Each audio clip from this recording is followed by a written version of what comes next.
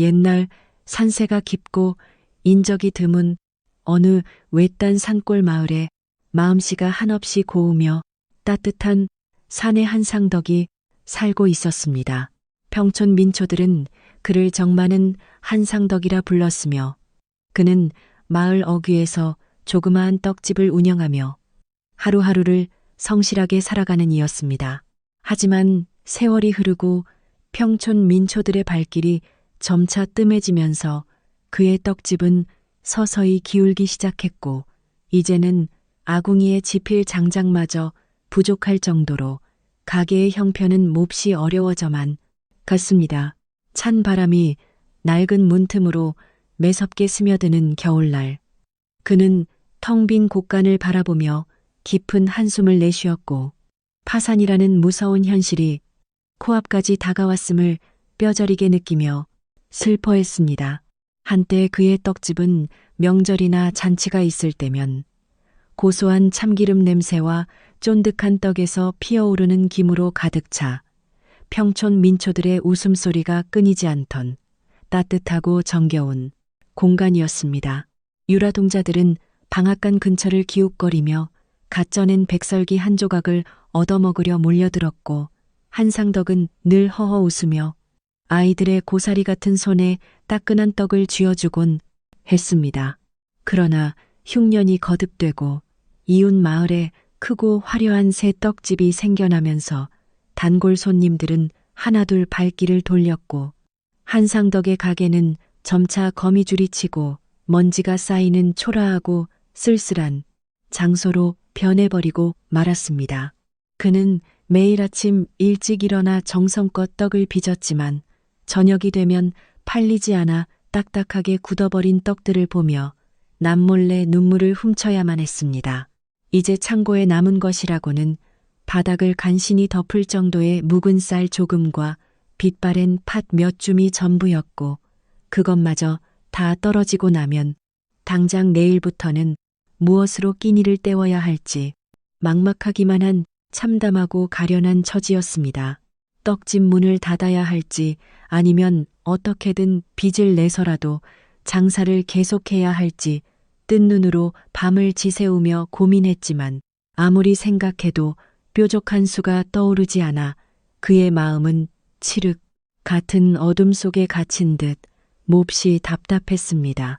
두꺼운 속옷을 입어도 뼛속까지 스며드는 겨울의 한기는 그의 몸뿐만 아니라 마음까지 꽁꽁 얼어붙게 만들었고 가난이라는 무거운 짐은 착하고 성실하게만 살아온 그의 어깨를 짓누르며 깊은 절망의 도트로 자꾸만 그를 끌어내리고 있었습니다. 그해 겨울 유난히도 춥고 눈보라가 거세게 몰아치던 어느 어두운 밤 한상덕은 하루 종일 단 한 명의 손님도 맞이하지 못한 채 무거운 마음으로 가게의 낡고 삐걱거리는 나무 문을 닫고 있었습니다. 거리는 일찍부터 인적이 끊겨쥐 죽은 듯 고요했고 오직 차가운 북풍만이 매섭게 불어와 앙상한 나뭇가지들을 거칠게 흔들며 귀신이 우는 듯한 스산하고 무서운 소리를 내고 있어 마음마저 더욱 움츠러들게 만드는 그런 밤이었습니다. 그는 꽁꽁 언 손을 입김으로 호호 불며 마지막으로 문고리를 걸어 잠그려는 찰나 문 밖의 어두운 구석에서 무언가 작고 희미하게 바스락거리는 소리를 들었고 처음에는 그저 배고픈 들고양이가 먹이를 찾아 헤매는 소리려니 생각하며 무심코 발걸음을 돌리려 했습니다. 하지만 눈보라 소리를 뚫고 가늘게 떨리는 누군가의 희미한 신음소리가 다시 한번 귀가를 스치자 한상덕은 걸음을 멈추고 등불을 높이 들어 올려 조심스럽게 소리가 나는 캄캄하고 후미진 구석을 비추어 보았습니다. 등불의 노란 불빛이 닿은 그곳에는 놀랍게도 얇고 낡아빠진 누더기 옷 하나를 둘이서 함께 뒤집어 쓴 채 매서운 추위를 피하려 서로의 몸을 꼭 끌어안고 벌벌 떨고 있는 굶주리고 버려진 어린 거지 아이들인 길성과 소희가 웅크리고 있었습니다. 아이들의 얼굴은 추위와 굶주림으로 인해 창백하게 질려 있었고 입술은 파랗게 얼어붙어 당장이라도 숨이 끊어질 것만 같은 위태롭고 가여운 모습이었기에 한상덕은 순간 자신의 눈을 의심하며 너무 놀라 그 자리에 굳어버리고 말았습니다. 한상덕의 마음속에서는 순간 커다란 갈등이 일어났는데 지금 자신의 처지도 당장 내일 먹을 것을 장담할 수 없는 벼랑 끝에 서 있는 가난하고 절망적인 상황이었기에 남을 도울 여유 따위는 전혀 없었기 때문입니다. 이 불쌍한 아이들을 모른 척하고 그냥 방으로 들어가 문을 굳게 닫아버린다면 당장은 내 배고픔을 조금이라도 면할 수 있을지 모르지만 만약 이대로 밤새 차가운 눈밭에 방치한다면 아이들은 필시 얼어 죽고 말 것이 분명했습니다. 어질고 다정한 본성을 지닌 한상덕은 도저히 아이들을 차가운 죽음의 문턱에 홀로 버려둘 수가 없었고 결국 자신도 굶어 죽을지언정 일단 이 어린 생명들부터 살리고 봐야겠다는 굳은 결심을 하며 황급히 아이들 곁으로 다가갔습니다. 한상덕은 얼음장처럼 차가워진 길성과 소희를 번쩍 안아들고 황급히 가게 안으로 들어와 자신의 방에서 가장 따뜻한 아랫목에 누인 뒤 옷장에 남아있던 두꺼운 소미불을 모두 꺼내어 아이들의 몸을 겹겹이 덮어주었습니다. 그러고는 부엌으로 달려가 며칠 동안 아껴두었던 마지막 장작개비들을 모조리 아궁이에 쑤셔넣고 훅훅 입김을 불어가며 불을 지폈고 방 안이 서서히 훈훈해지자 굳어있던 아이들의 몸도 조금씩 녹으며 가느다란 숨결이 돌아오기 시작했습니다. 방 안을 가득 채우는 따스한 온기 속에서 한상덕은 거칠고 투박한 자신의 손으로 아이들의 얼어붙은 뺨과 손발을 조심스럽게 주물러주며 제발 무사히 깨어나기를 간절히 기도하는 마음으로 뜬 눈으로 밤을 지새우며 곁을 든든하게 지켰습니다. 얼마의 시간이 흘렀을까? 이불 속에서 꼼지락거리던 길성이 먼저 힘겹게 눈을 뜨며 주위를 두리번거렸고 그 모습을 본 한상덕은 안도의 한숨을 내쉬며 곧바로 부엌으로 나가 마지막 남은 쌀과 팥을 싹싹 긁어 모았습니다. 이것은 그가 내일 아침 시장에 나가 어떻게든 팔아서 생계를 유지해보려 했던 가게의 마지막 남은 전 재산이나 다름없는 귀한 재료였지만 지금 굶주려 죽어가는 아이들의 창백한 얼굴을 보니 그런 것은 아무래도 상관없다는 생각이 들었습니다. 한상덕은 정성스럽게 쌀을 씻고 팥을 삶아 정성을 다해 반죽을 치대기 시작했고 비록 화려한 고명은 없지만 세상 그 어떤 음식보다 따뜻하고 영양 가득한 떡을 만들어 길성과 소희의 텅 빈 배를 든든하게 채워주고 싶었습니다. 아궁이 속 장작이 타닥타닥 소리를 내며 경쾌하게 타들어가고 가마솥 뚜껑 틈새로는 하얀 김이 모락모락 피어오르기 시작했습니다. 이내 고소하면서도 달큼한 떡 익는 내음이 시린 겨울 공기를 훈훈하게 데우며 비좁은 떡집 안을 가득 채워나갔습니다. 이 냄새는 참으로 오랜 기간 떡집에서 사라졌던 정겹고도 따스한 생명의 향기였으며 한상덕은 이마에 송골송골 맺힌 땀방울을 소매깃으로 훔쳐내면서도 아궁이 불빛에 발갛게 달아오른 얼굴 가득 온화하고 다정한 미소를 띠고 있었습니다. 정성을 다해 쪄낸 떡이 마침내 완성되자 그는 큼지막한 나무 접시에 떡을 수북하게 담아 김이 모락모락 나는 채로 조심스럽게 방 안으로 들고 들어갔습니다. 달콤한 향취에 이끌린 소희마저 부스스 눈을 비비며 자리에서 일어나 앉는 모습이 보였습니다. 한상덕이 인자한 미소를 지으며 얘들아 배가 많이 고팠지. 어서 이리 와서 이 떡을 마음껏 먹으려무나 하고 부드러운 목소리로 말하자 두 아이는 며칠을 굶주렸는지 허겁지겁 접시로 달려들어 뜨거운 줄도 모르고 떡을 입안 가득 밀어 넣었습니다. 볼이 터져나갈 듯 떡을 오물거리는 아이들의 입가에는 고물이 잔뜩 묻어 있었고 그 모습이 어찌나 안쓰럽고도 대견한지 한상덕은 자신도 모르게 허허 웃으며 천천히 꼭꼭 씹어 먹으라고 당부하고는 방구석에 있던 맑은 물을 떠다 주었습니다.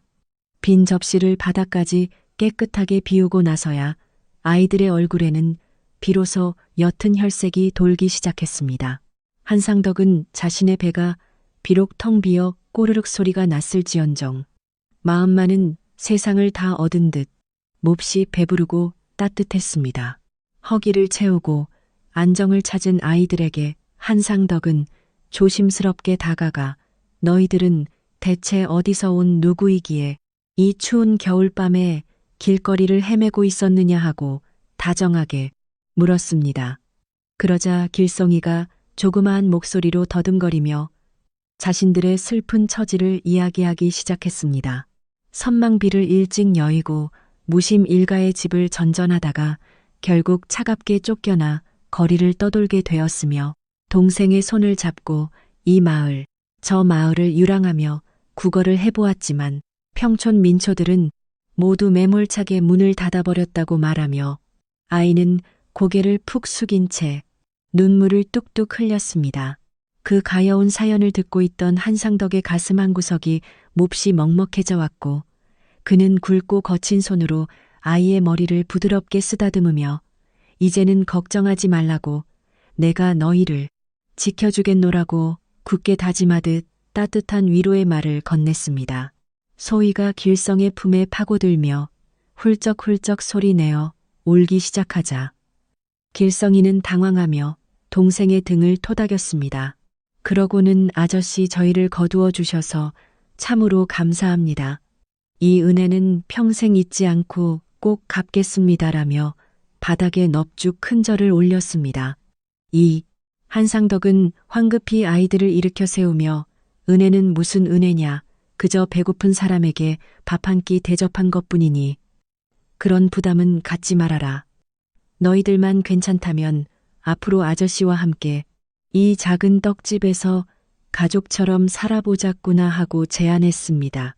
비록 내일 당장 떡집 형편이 어려워져 거리로 나앉게 될지도 모르는 막막한 상황이었지만 한상덕은 불쌍한 아이들을 참아 다시 추운 거리로 내몰 수 없었습니다. 함께 힘을 합친다면 어떻게든 살아갈 방도가 생길 것이라 믿고 싶었습니다. 길성과 소희는 이제 정말 여기서 지내도 되는 것이냐며 기쁨의 눈물을 쏟아냈습니다. 한상덕은 가련한 두 아이를 품에 꼭 안아주며 비록 지금은 쌀독이 바닥을 드러내고 떡집 형편이 기울어 너희에게 비단옷이나 기름진 고기 반찬을 먹이지는 못하겠으나 적어도 이 매서운 겨울날 길바닥에서 몸을 떨게 하지는 않겠노라고 부드러우면서도 단호한 목소리로 다짐했습니다. 문 밖에는 여전히 잔인한 눈보라가 몰아치며 창호지를 거세게 두드리고 있었지만 떡집 안만큼은 그 어느 때보다 아늑하고 훈훈한 온기가 감돌았습니다. 서로의 체온에 의지하게 된 세 사람의 가슴 속에는 작은 희망의 불씨가 소리 없이 피어오르고 있었습니다. 이튿날 아침날이 밝자마자 한상덕이 자리에서 일어나기도 전에 부엌 쪽에서 달그락거리는 소리가 들려왔습니다. 의아한 마음으로 방문을 열어보니 길성과 소희가 벌써 일어나 작은 빗자루를 들고 부엌과 마당의 먼지를 정성껏 쓸어내며 부지런히 청소를 하고 있었습니다. 밤새 내린 눈이 마당에 하얗게 쌓여 있었으나 아이들은 고사리 같은 손으로 낡은 너가래를 밀어 길을 내고 있었습니다. 그 모습이 어찌나 대견하고 사랑스러운지 한상덕은 문가에 멈춰서서 한참 동안 흐뭇한 미소를 지으며 그 광경을 바라보았습니다. 몸은 작고 힘은 모자랐지만 두 아이는 자신들을 거두어준 한상덕에게 조금이라도 보답하고자 누가 시키지도 않았음에도 스스로 할 일을 찾아 묵묵히 땀을 흘리며 적막했던 떡집에 새로운 활기를 불어넣고 있었습니다.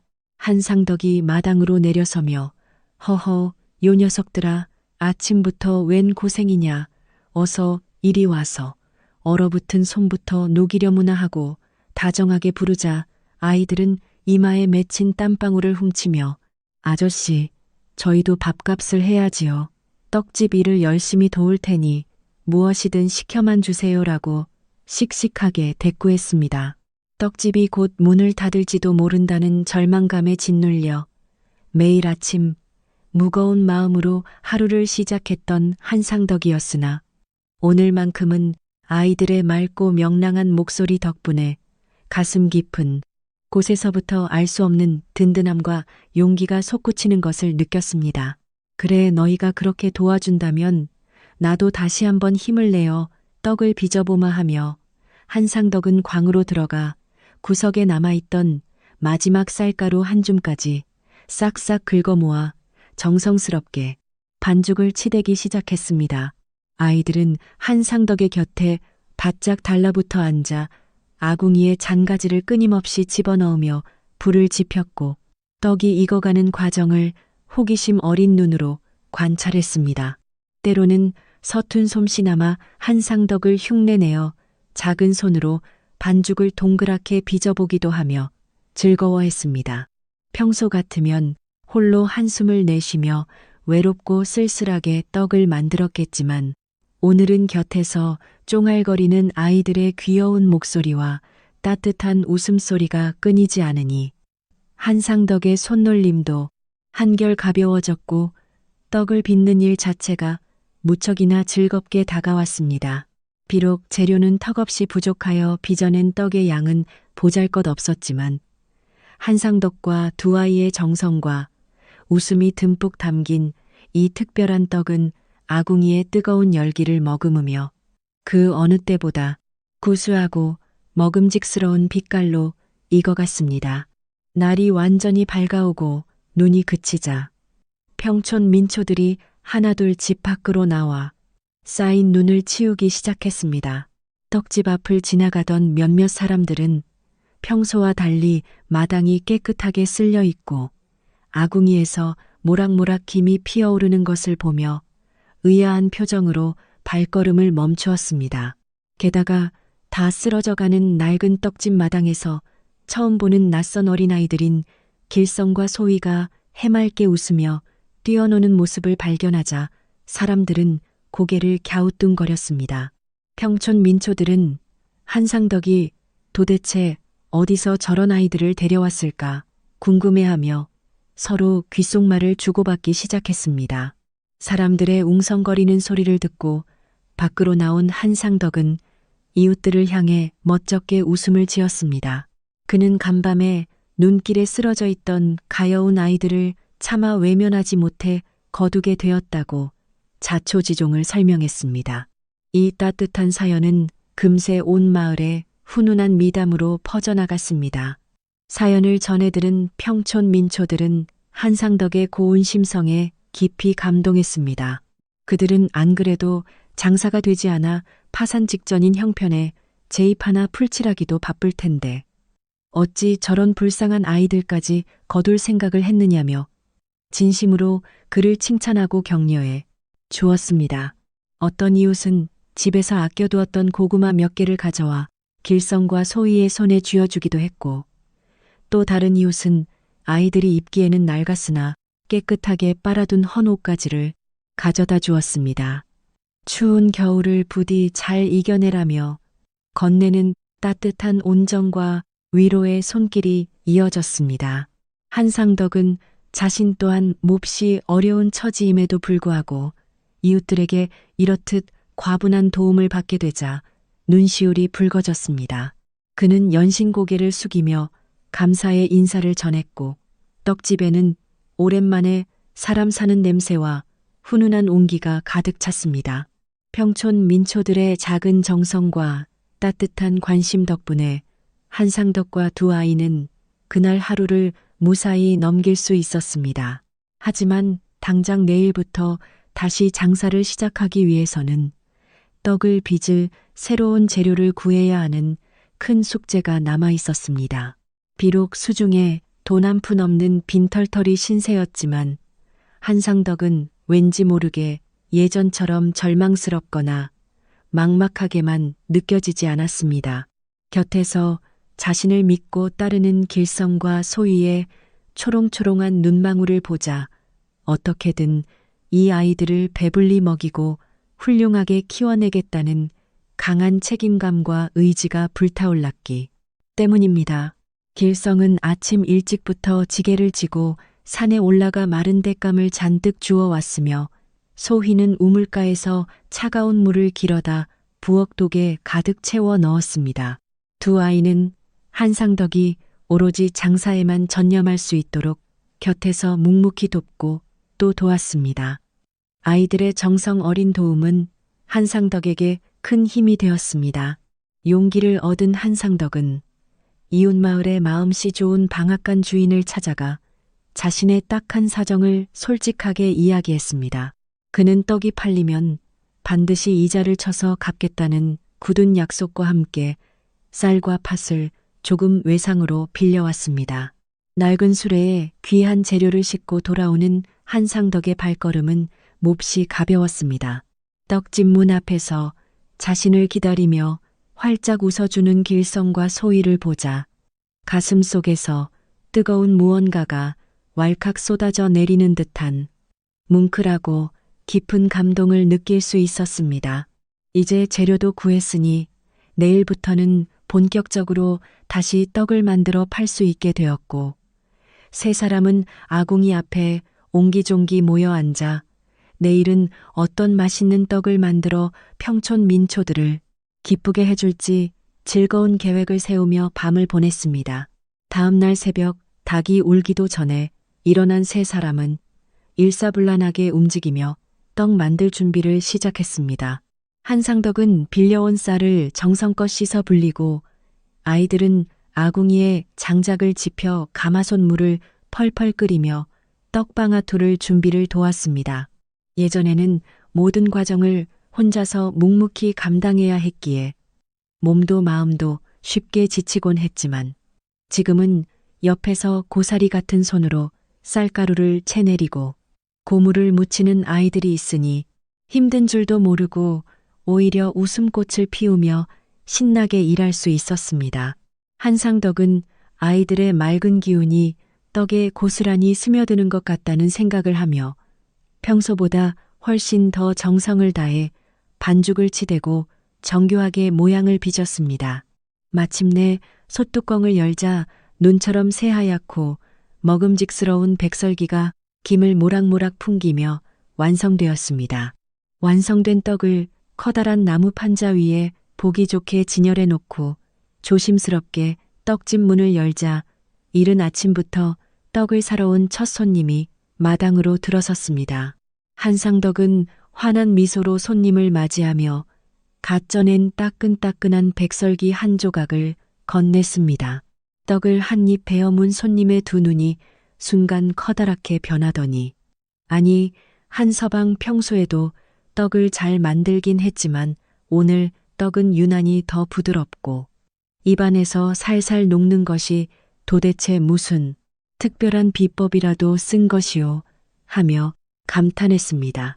손님의 과장된 칭찬에 한상덕은 머쓱하게 웃으며 특별한 비법은 없고 그저 우리 집의 새로운 복덩이 녀석들이 열심히 도와준 덕분에 맛이 좋아졌나 봅니다 하고 대답하며 아이들의 머리를 다정하게 쓰다듬어 주었습니다.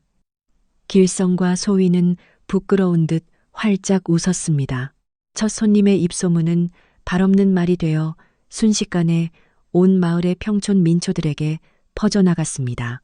파산 직전이라 문을 닫을 줄 알았던 한상덕의 떡집이 갑자기 기가 막히게 맛있어졌다는 소문을 들은 사람들이 하나둘 호기심을 안고 떡집으로 몰려들기 시작했습니다. 평촌 민초들은 떡을 맛보고는 모두가 하나같이 칭찬을 아끼지 않았습니다. 어떤 이는 쫀득한 식감에 반하여 여러 개를 훌쩍 사가기도 했고 또 어떤 이는 팥고물의 달콤함에 이끌려 내일 당장 잔치에 쓸 떡을 대량으로 미리 주문하기도 하는 등 기적이 일어났습니다.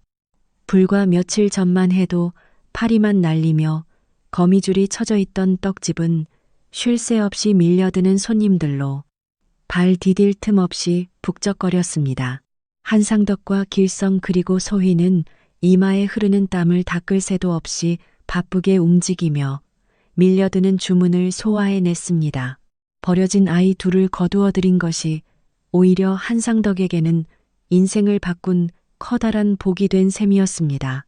가여운 마음으로 아이들을 품었을 뿐인데 그 지극하고 따뜻한 심성이 하늘에 닿은 것인지 아니면 길성과 소희가 진정으로 행운을 몰고 온 복덩이들이었는지 떡집의 형편은 하루가 다르게 눈에 띄게 좋아졌습니다. 평촌 민초들 사이에서 가장 장사가 잘 되는 곳으로 변모해 가니 곳간에는 다시 고운 쌀가루와 질 좋은 팥고물이 가득 채워졌습니다. 고된 노동에 굽었던 한상덕의 어깨는 다시 곱게 펴졌으며 매일 밤 아이들과 함께 따뜻한 아랫목에 누워 잠을 청할 때면 이 모든 것이 혹시 꿈은 아닐까 싶어 가슴이 벅차올랐습니다. 그렇게 행복하고 평화로운 나날들이 영원히 계속될 것만 같았던 어느 늦은 오후, 마을 어귀에서부터 심상치 않은 흙먼지를 일으키며 음흉한 미소를 머금은 낯선 불청객의 그림자가 떡집을 향해 서서히 다가오고 있었으니 이것은 앞으로 닥쳐올 커다란 시련의 시작이었습니다. 마을 어귀에서 흙먼지를 일으키며 나타난 불청객은 바로 한상덕과는 촌수도 까마득히 먼 무심일가의 친척이었습니다. 그는 평소 한상덕이 찢어지게 가난할 때는 거들떠보지도 않다가 최근 떡집이 큰 돈을 벌고 있다는 소문을 우연히 장터에서 전해 듣고는 검은 속내를 품고 불이 나게 달려온 것이었습니다. 번지르르한 비단옷을 걸치고 나타난 그는 떡집 마당에 들어서자마자 마치 자신의 집인 양 헛기침을 크게 하며 거들먹거렸고 바쁘게 떡을 빚고 있던 한상덕과 아이들을 향해 가식적인 웃음을 지어 보였습니다. 한상덕은 갑작스러운 방문에 어리둥절했지만 그래도 혈육이라는 생각에 반갑게 맞이하며 방으로 안내했습니다. 방에 들어앉은 무심일가 인물은 눈을 번뜩이며 새로 바른 깨끗한 장판과 곳간에 가득 쌓인 쌀가마니들을 훔쳐보며 입맛을 다셨습니다. 아우님 그동안 장사가 안 되어 고생이 많다더니 이제는 제법 살림살이가 펴진 모양이구만 하며 은근슬쩍 재산의 규모를 떠보는 그의 말투에는 짙은 탐욕이 묻어 있었습니다. 한상덕은 사람을 의심할 줄 모르는 순박한 성격이었기에 그저 우연히 가여운 아이들을 거둔 후로 운이 좋아 장사가 잘 될 뿐이라며 껄껄 웃으며 겸손하게 대답했습니다. 하지만 무심일가 친척은 한상덕의 말을 곧이곧대로 믿지 않고 필시 남들이 모르는 기가 막힌 떡 제조 비법을 숨기고 있을 것이라 단정지으며 속으로 음흉한 계획을 세우기 시작했습니다.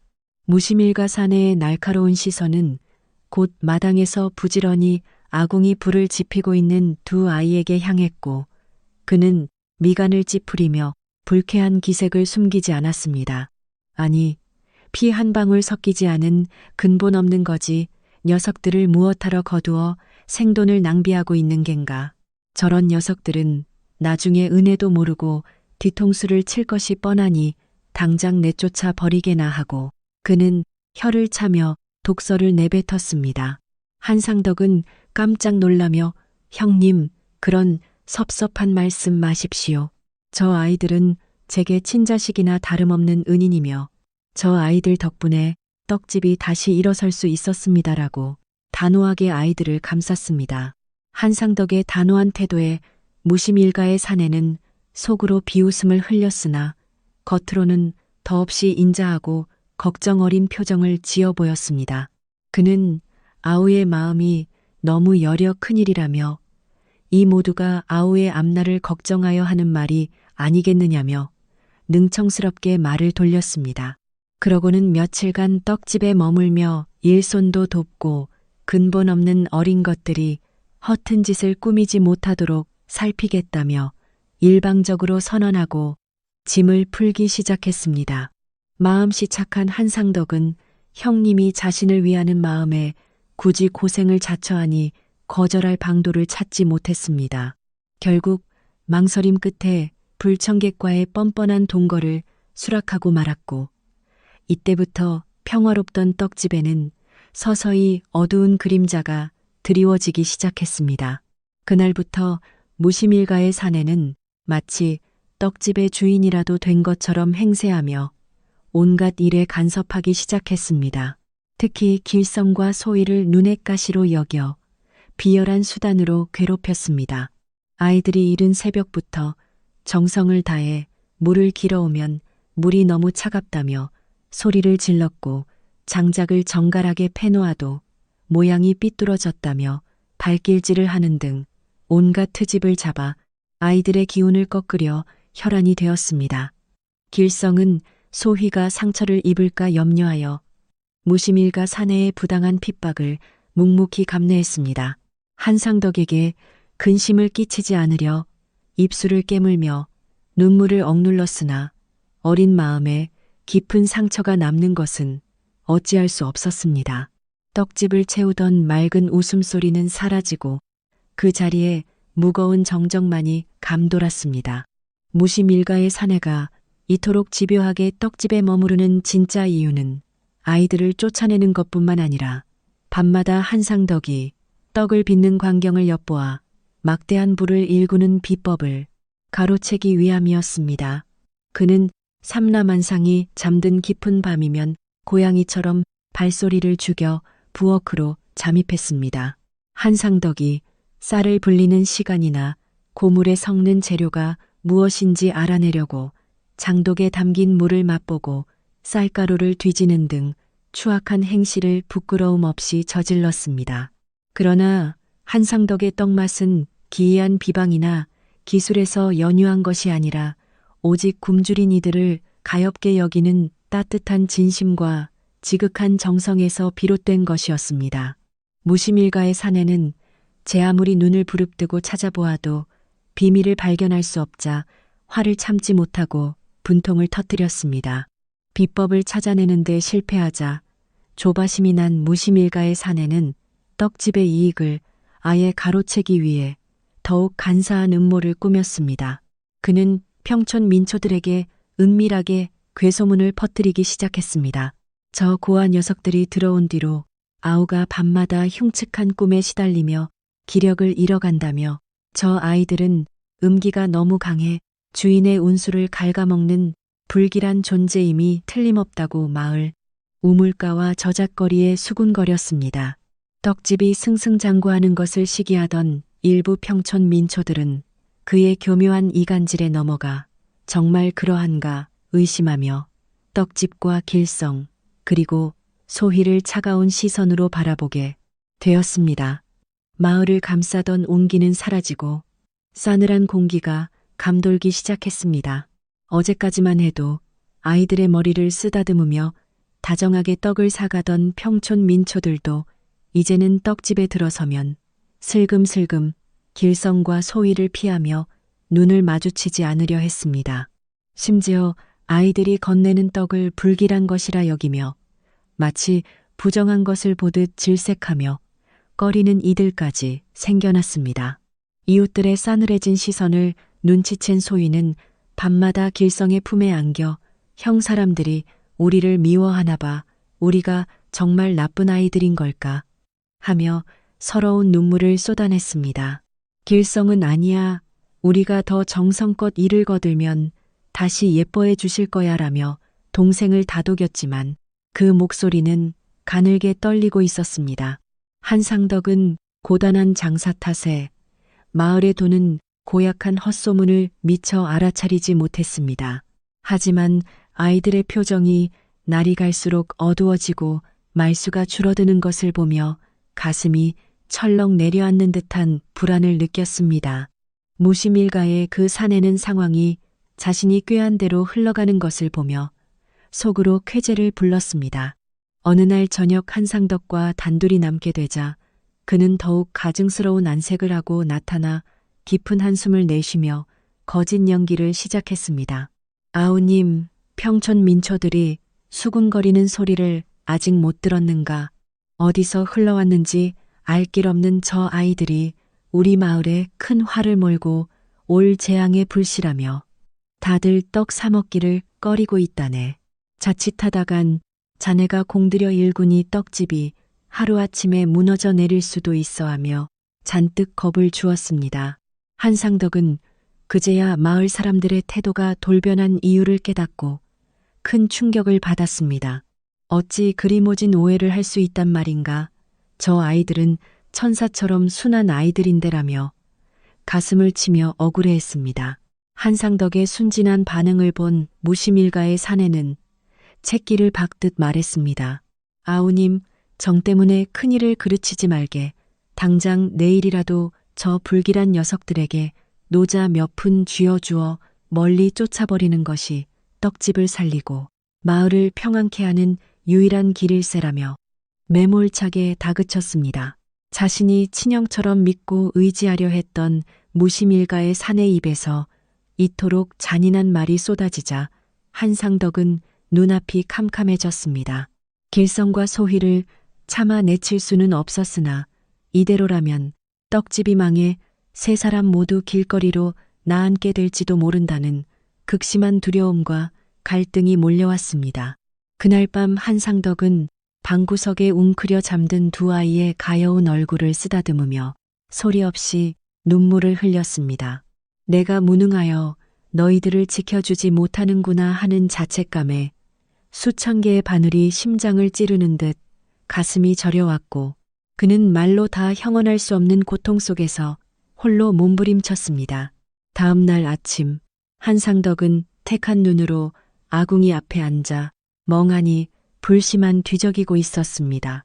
마당에는 평소처럼 고소한 떡지는 냄새가 진동했지만 무심일가 사내가 퍼뜨린 악의적인 헛소문 탓인지 손님의 발길은 뚝 끊겨 가게 안에는 무거운 정적만이 감돌았습니다. 그때 지팡이를 짚고 허리가 굽은 노파 한 분이 천천히 문을 열고 들어섰습니다. 이 어르신은 한상덕이 처음 장사를 시작했을 때부터 수십 년간 인연을 맺어온 평촌 민초의 큰어른으로 마을에서 가장 연치가 높고 지혜롭기로 이름난 단골이었습니다. 할머니는 수심이 가득한 한상덕의 얼굴과 구석에서 눈치를 보며 몸을 웅크린 길성과 소희를 가만히 바라보았습니다. 할머니께서는 안방에서 거드름을 피우고 있는 무심일가를 번갈아 쳐다보시더니 단번에 집안에 무슨 불길한 사단이 일어났음을 직감하고 축축 혀를 차셨습니다. 할머니는 지팡이로 바닥을 탁탁 치며 한상덕을 향해 이복의 주인장, 오늘 아침 떡은 유난히 비린내와 누린내가 나는구먼 갓 쪄낸 백설기, 한 접시 내오시게 내가 늙은이 노망난 소리 하나 들려줄 터이니 귀담아 들으시게나 하고 묵직한 목소리로 말씀하셨습니다. 한상덕은 황급히 따뜻한 방으로 할머니를 모시고 가장 부드럽고 맛있는 백설기를 내어왔으며 지푸라기라도 잡는 심정으로 어르신 제발 저를 좀 도와주십시오. 평촌 민초들의 오해를 풀고 우리 불쌍한 아이들을 지킬 방법이 없겠습니까? 라며 애타는 마음을 호소하며 절을 올렸습니다. 할머니는 주름진 손으로 떡을 한 입 베어 물고는 눈을 지그시 감으며 오랫동안 그 맛을 음미하시더니 이윽고 무겁게 감았던 눈을 뜨고는 깊고 맑은 눈빛으로 한상덕의 흔들리는 눈동자를 똑바로 응시했습니다. 마침내 할머니는 방 밖에 누가 듣기라도 할세라 목소리를 한껏 낮추어 주인장, 욕심 많은 자의 달콤한 말을 조심하라. 저기 방 안에 또아리를 틀고 있는 자는 네 무심 일가가 아니라 네 피와 살을 파먹으러 온 탐욕스러운 독산이라 하고 준엄하게 꾸짖듯 말씀하셨습니다. 한상덕은 깜짝 놀라 눈을 동그랗게 떴고 할머니는 계속해서 아이들은 네 떡집을 살린 복덩이가 맞다. 마을에 도는 흉한 소문은 모두 저 독사가 네 재산을 가로채기 위해 꾸며낸 거짓말이니 흔들리지 말고 끝까지 아이들을 믿고 품어야 한다고 단호하게 덧붙이셨습니다. 이 한마디는 캄캄한 어둠 속을 헤매던 한상덕의 정신을 번쩍 들게 하는 한 줄기 강렬한 빛과 같았고, 그는 그제야 무심일가의 모든 행동과 말들이 철저하게 계산된 사악한 음모였음을 뼈저리게 깨닫고 몸서리를 쳤습니다. 할머니가 떠나신 후 한상덕은 한참 동안 자리에 앉아 주먹을 꽉 쥐고 부들부들 떨며 끓어오르는 분노를 간신히 억눌렀고, 자신이 얼마나 미련하고 어리석었는지 가슴을 치며 깊이 자책하고 또 자책했습니다. 핏줄이라는 이유 하나만으로 덜컥 불청객을 집안에 들이고 그자의 교활한 거짓말에 속아 자신을 믿고 따르는 순진한 두 아이를 잠시나마 의심하고 버리려 했던 자신의 연약한 마음이 너무나도 부끄럽고 한심하게 느껴져 쥐구멍에라도 숨고 싶은 심정이었습니다. 하지만 언제까지 슬퍼하고 자책만 하고 있을 수는 없었기에 한상덕은 눈물을 닦아내며 무심일가의 간악한 속내를 알게 된 이상 더 이상 당하고만 있지 않겠다고 다짐하며 떡집과 아이들을 지키기 위해 강해지기로 결심했습니다. 낮에는 무심일가의 장자가 눈치채지 못하도록 평소와 다름없는 순진하고 어리숙한 표정을 지으며 철저하게 자신의 본심을 숨겼고, 오히려 형님의 말씀이 맞을지도 모르겠습니다. 며칠 더 생각해보고 아이들 문제를 결정하겠습니다라며 능청스럽게 거짓 항복을 하여 상대를 안심시켰습니다. 무심일가의 장자는 속으로 쾌재를 부르며 멍청한 녀석 드디어 내 꾀에 넘어갔구나. 이제 며칠만 더 구슬리면 저 녀석이 제 발로 아이들을 쫓아내고 이 알토란 같은 떡집은 온전히 내 차지가 될 것이다라며 더러운 탐욕의 웃음을 흘렸습니다. 길성의 입가에는 탐욕스러운 웃음이 번졌습니다.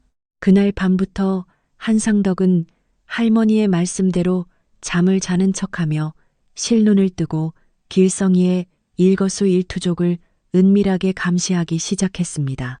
과연 우려했던 대로 길성이는 밤만 되면 부엌과 곡간 주변을 어슬렁거리며 심상치 않은 행동을 보였습니다.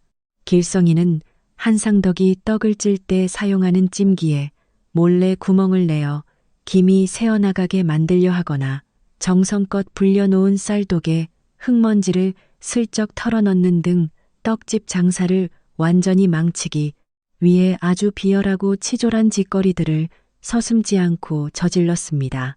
이 모든 악행을 어둠 속에서 조용히 지켜보고 있던 한상덕은 당장이라도 뛰쳐나가 저놈의 멱살을 잡고 혼쭐을 내주고 싶었지만 아직은 때가 아니라고 생각하며 피가 나는 입술을 꽉 깨물고 분노를 삼켰습니다. 한상덕은 칠성이의 죄상을 평촌 민초들 앞에서 낱낱이 밝혀내기 위해서는 확실한 물증이 필요하다고 판단했고, 다음 날부터 치밀한 준비를 시작하며 길성과 소희에게도 이 사실을 비밀로 붙인 채 몰래 행동에 나섰습니다.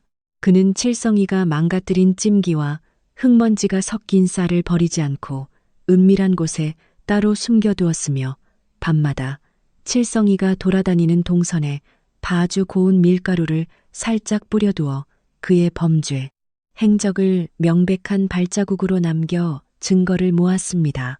이렇게 차곡차곡 쌓여가는 증거들을 보며 한상덕은 자신의 억울함을 풀고 아이들의 누명을 벗겨줄 날이 머지않았음을 확신하며 두려움을 떨쳐내고 더욱 마음을 단단히 먹고 결전의 날을 기다리며 숨을 죽였습니다. 증거를 모으는 동안에도 한상덕은 칠성이의 악랄한 구박으로부터 길성과 소희를 철저하게 보호하기 위해 온갖 신경을 곤두세웠고, 아이들이 칠성이와 마주치는 시간을 최대한 줄이려 애를 썼습니다. 아침 일찍 아이들을 뒷산으로 나무를 하러 보내거나 이웃 마을에 잔심부름을 시켜 떡집 밖으로 돌렸으며, 행여나 칠성이가 아이들에게 손찌검이라도 하려 치면 번개처럼 나타나 형님, 어른 채통을 지키셔야지요. 제가 다 알아서 가르치겠습니다. 라며 온몸으로 아이들을 막아섰습니다. 길성과 소희는 갑자기 자신들을 감싸고 도는 한상덕의 태도 변화에 어리둥절해하면서도 아저씨의 넓고 따뜻한 등 뒤에서 든든한 보호를 받으며 그동안의 마음고생을 조금씩 치유해 나갈 수 있었고 다시금 작은 미소를 되찾기 시작했습니다. 하지만 마을에 퍼진 악의적인 소문은 쉽게 가라앉지 않았고 칠성이는 자신이 떡집을 빨리 차지하기 위해 더욱 독한 거짓말을 꾸며내어 이번에는 마을 우물에 독을 타려 했다는 말도 안 되는 누명까지 길성과 소희에게 씌우려 했습니다. 평촌 민초들은 우물가에 모여 수군거리며 어머나 세상에 길성과 소희가 정말 우물에 몹쓸 짓을 하려 했더라며 혀를 찼습니다. 당장 마을에서 내쫓지 않으면 우리 모두가 큰 변을 당할 것이라며 평촌 민초들은 불안에 떨며 불만을 쏟아냈습니다. 이 흉악한 소문은 삽시간에 마을 촌장의 귀에까지 들어갔고 결국 촌장은 마을의 안녕을 지키기 위해 이 사태를 방관할 수 없다며 직접 떡집을 찾아가 진상을 조사하겠다고 공표했습니다. 촌장이 떡집을 방문한다는 소식을 들은 무심일가는 드디어 자신이 파놓은 완벽한 함정에 한상덕과 아이들이 걸려들었다며 속으로 쾌재를 불렀습니다. 그는 이번 기회에 아예 아이들을 마을에서 영원히 축출할 계략을 세웠습니다. 무심일가는 몰래 떡집 오물 근처에 쥐약 주머니를 떨어뜨려 놓고는 마치 아이들이 버린 것처럼 위장하여 촌장이 방문했을 때 그것을 결정적인 증거로 내세워 상황을 완전히 종결지으려는 사악하고도 치밀한 계획을 세우고 있었습니다. 반면 이 모든 흉계를 이미 간파하고 있었던 한상덕은 올 것이 왔다고 생각하며 침착하게 마음을 가다듬었습니다. 그는 촌장이 당도하는 내일이야말로 무심일가의 추악한 민낯을 천하에 드러낼 가장 완벽한 기회라고 여기며 단단히 결전을 준비했습니다. 결전의 날을 앞둔 밤 한상덕은 길성과 소휘 두 아이를 자신의 방으로 부른 뒤 조심스럽게 문을 걸어 잠갔습니다. 촛불을 켠 채 아이들의 두 손을 꼭 움켜잡은 그는 진심 어린 눈빛으로 말문을 열었습니다. 얘들아, 그동안 저 매정한 무심일가 사람들 때문에 마음고생이 무척이나 심했지. 이 모든 것이 다 내 부족함 탓이다. 하지만 내일이면 이 모든 억울한 일들이 명명백백히 밝혀지고 너희의 누명도 벗겨질 것이니 아무 걱정 말고 푹 자거라. 그는 다정하고도 듬직한 목소리로 아이들을 위로했습니다. 아이들은 한상덕의 단호하고 결연한 표정에서 깊은 신뢰를 느꼈습니다. 그들은 아저씨만 곁에 있다면 세상 그 어떤 시련도 무섭지 않다며 밝은 미소를 지어 보였고 세 사람은 서로를 꼭 끌어안으며 다가올 거대한 폭풍을 이겨낼 굳은 결속을 다졌습니다. 이튿날 아침 일찍부터 떡집 마당에는 진상을 확인하기 위해 모여든 평촌 민초들과 엄한 표정의 촌장이 도착하여 무겁고도 살벌한 분위기가 조성되었습니다. 사람들의 시선은 일제히 떡집 식구들을 향해 날카롭게 쏟아졌습니다. 무심일가는 마치 자신이 이 마을의 기강을 바로잡는 정의의 사도라도 된 양 촌장 앞으로 나서며 소리쳤습니다. 아이고, 촌장님, 잘 오셨습니다. 저 간악한 꼬맹이들이 마을 우물에 독을 타려 한 증거를 제가 똑똑히 찾아두었습니다. 한상덕은 조금도 당황하는 기색 없이 오히려 태연하고 차분한 얼굴로 마당 한가운데로 걸어 나왔습니다. 그는 촌장과 평촌 민초들을 향해 정중하게 허리를 굽혀 인사를 올린 뒤 진실을 밝힐 채비를 마쳤습니다. 존경하는 촌장님, 그리고 이웃 여러분. 그간 저희 집을 둘러싸고 벌어진 흉흉한 소문들로 인해 심려를 끼쳐드려 진심으로 송구합니다. 하오나 오늘 이 자리에서 누가 진짜 마을에 재앙을 몰고 온 악당인지 제가 명백하게 밝혀 올리겠습니다. 한상덕은 크고 명확한 목소리로 선언했습니다. 그의 힘있고 당당한 기세에 웅성거리던 평촌 민초들은 일제히 숨을 죽였습니다. 거짓 증거를 들이밀려던 무심일가는 예상치 못한 한상덕의 강경한 태도에 당황하며 안색이 잿빛으로 변하기 시작했습니다. 무심일가의 안색이 흑빛으로 변하기 시작했으며 떡집 마당에는 숨막히는 침묵과 팽팽한 긴장감이 맴돌았습니다. 바야흐로 거짓과 탐욕으로 얼룩진 불청객의 음모가 산산조각이 나고 착하고 성실한 한상덕과 가여운 두 아이인 길성과 소희의 진실이 태양처럼 밝게 빛날 운명의 순간이 코앞으로 다가오며 모두의 이목이 집중되었습니다. 평촌 민초들의 매서운 눈초리 앞에서도 한상덕은 흔들림 없이 우뚝 서 있었고 그의 눈빛은 그 어느 때보다 맑고 강인하게 빛나고 있었으며 뒤에 숨은 길성과 소희는 아저씨의 든든한 뒷모습을 보며 두 손을 모아 간절히 기도했습니다. 무심일가의 사내는 어떻게든 상황을 모면하기 위해 식은땀을 흘리며 이복에 갑자기 실성이라도 한 것인가라며 이웃들 앞에서 어찌 이런 헛소리를 짓거리는 것이냐고 억지 웃음을 지어 보였지만 그의 목소리는 이미 처절하게 떨리고 있었습니다. 거짓으로 쌓아올린 모래성은 진실의 거센 파도 앞에서 속절없이 무너지기 직전이었고 떡집 마당에 모인 모든 평촌 민초들은 침을 꿀꺽 삼키며 한상덕의 다음 행동을 초조하고 숨 막히는 심정으로 지켜보고 있었습니다. 한상덕은 마당 한가운데에 서서 숨을 한번 깊게 들이마신 뒤 자신을 쏘아보는 촌장과 이웃들을 향해 천천히 입을 열기 시작했습니다.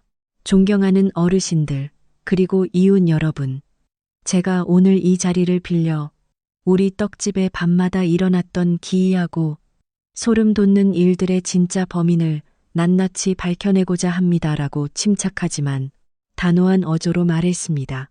그의 당당한 태도에 평촌 민초들은 서로의 얼굴을 쳐다보며 수군거림을 멈추었고 거짓말을 지어내어 길성과 소희를 모함하려던 무심일가는 등줄기를 타고 흐르는 식은땀을 애써 닦아내며 불안한 눈빛으로 한상덕의 입술만 쳐다보고 있었습니다. 한상덕은 잠시 뒤 부엌 한 구석에 숨겨두었던 커다란 떡찜기 하나를 두 손으로 조심스럽게 들고 나와 마당 한가운데에 내려놓으며 모두가 볼 수 있게 뚜껑을 열었습니다. 이 찜기를 자세히 살펴보십시오. 바닥 쪽에 누군가 날카로운 송곳으로 일부러 여러 개의 구멍을 뚫어 놓아 떡을 찔 때마다 뜨거운 김이 새어나가게 만들었습니다. 라고 한상덕이 설명했습니다. 지난 며칠 동안 밤새도록 정성껏 불린 쌀로 떡을 쪄도 제대로 익지 않고 설이 걷던 이유가 바로 이 망가진 찜기 때문이었으며 이는 누군가 고의로 떡집 장사를 망치려 한 명백한 증거였습니다. 마을을 다스리는 촌장은 지팡이를 짚고 앞으로 다가와 허리를 굽혀 찜기의 바닥을 날카로운 눈초리로 꼼꼼하게 살피기 시작하더니 이내 무겁게 혀를 찼습니다. 한상덕의 말대로 찜기 바닥에는 쥐가 파먹거나 오래되어 낡아 생긴 구멍이 아니라 뾰족한 쇠붙이로 강하게 찔러 만든 인위적인 자국들이 선명하게 남아 있었습니다. 촌장이 이 구멍들은 분명 누군가 악의를 품고 날카로운 연장으로 뚫은 것이 틀림없구먼. 어찌 이토록 교활하고 못된 짓을 저질렀단 말인가 하며 탄식하자 지켜보던 평촌 민초들도 분노하며 웅성거리기 시작했습니다. 자신의 악행이 드러날까 두려워진 무심일가의 사내는 황급히 앞으로 나서며 목청을 높였습니다. 아이고, 촌장님, 그것은 필시 쥐구멍이거나 아니면 저 재수없는 녀석들이 장난을 치다가 망가뜨리고는 거짓말을 하는 것이 분명합니다. 그는 억지 웃음을 지으며 아우님도 참 저런 불길한 녀석들의 뻔한 거짓말에 속아 넘어가 생사람을 잡으려 하다니 참으로 답답하고 한심한 노릇이구먼 하며 애써 상황을 모면하려 뻔뻔하게 변명을 늘어놓았습니다.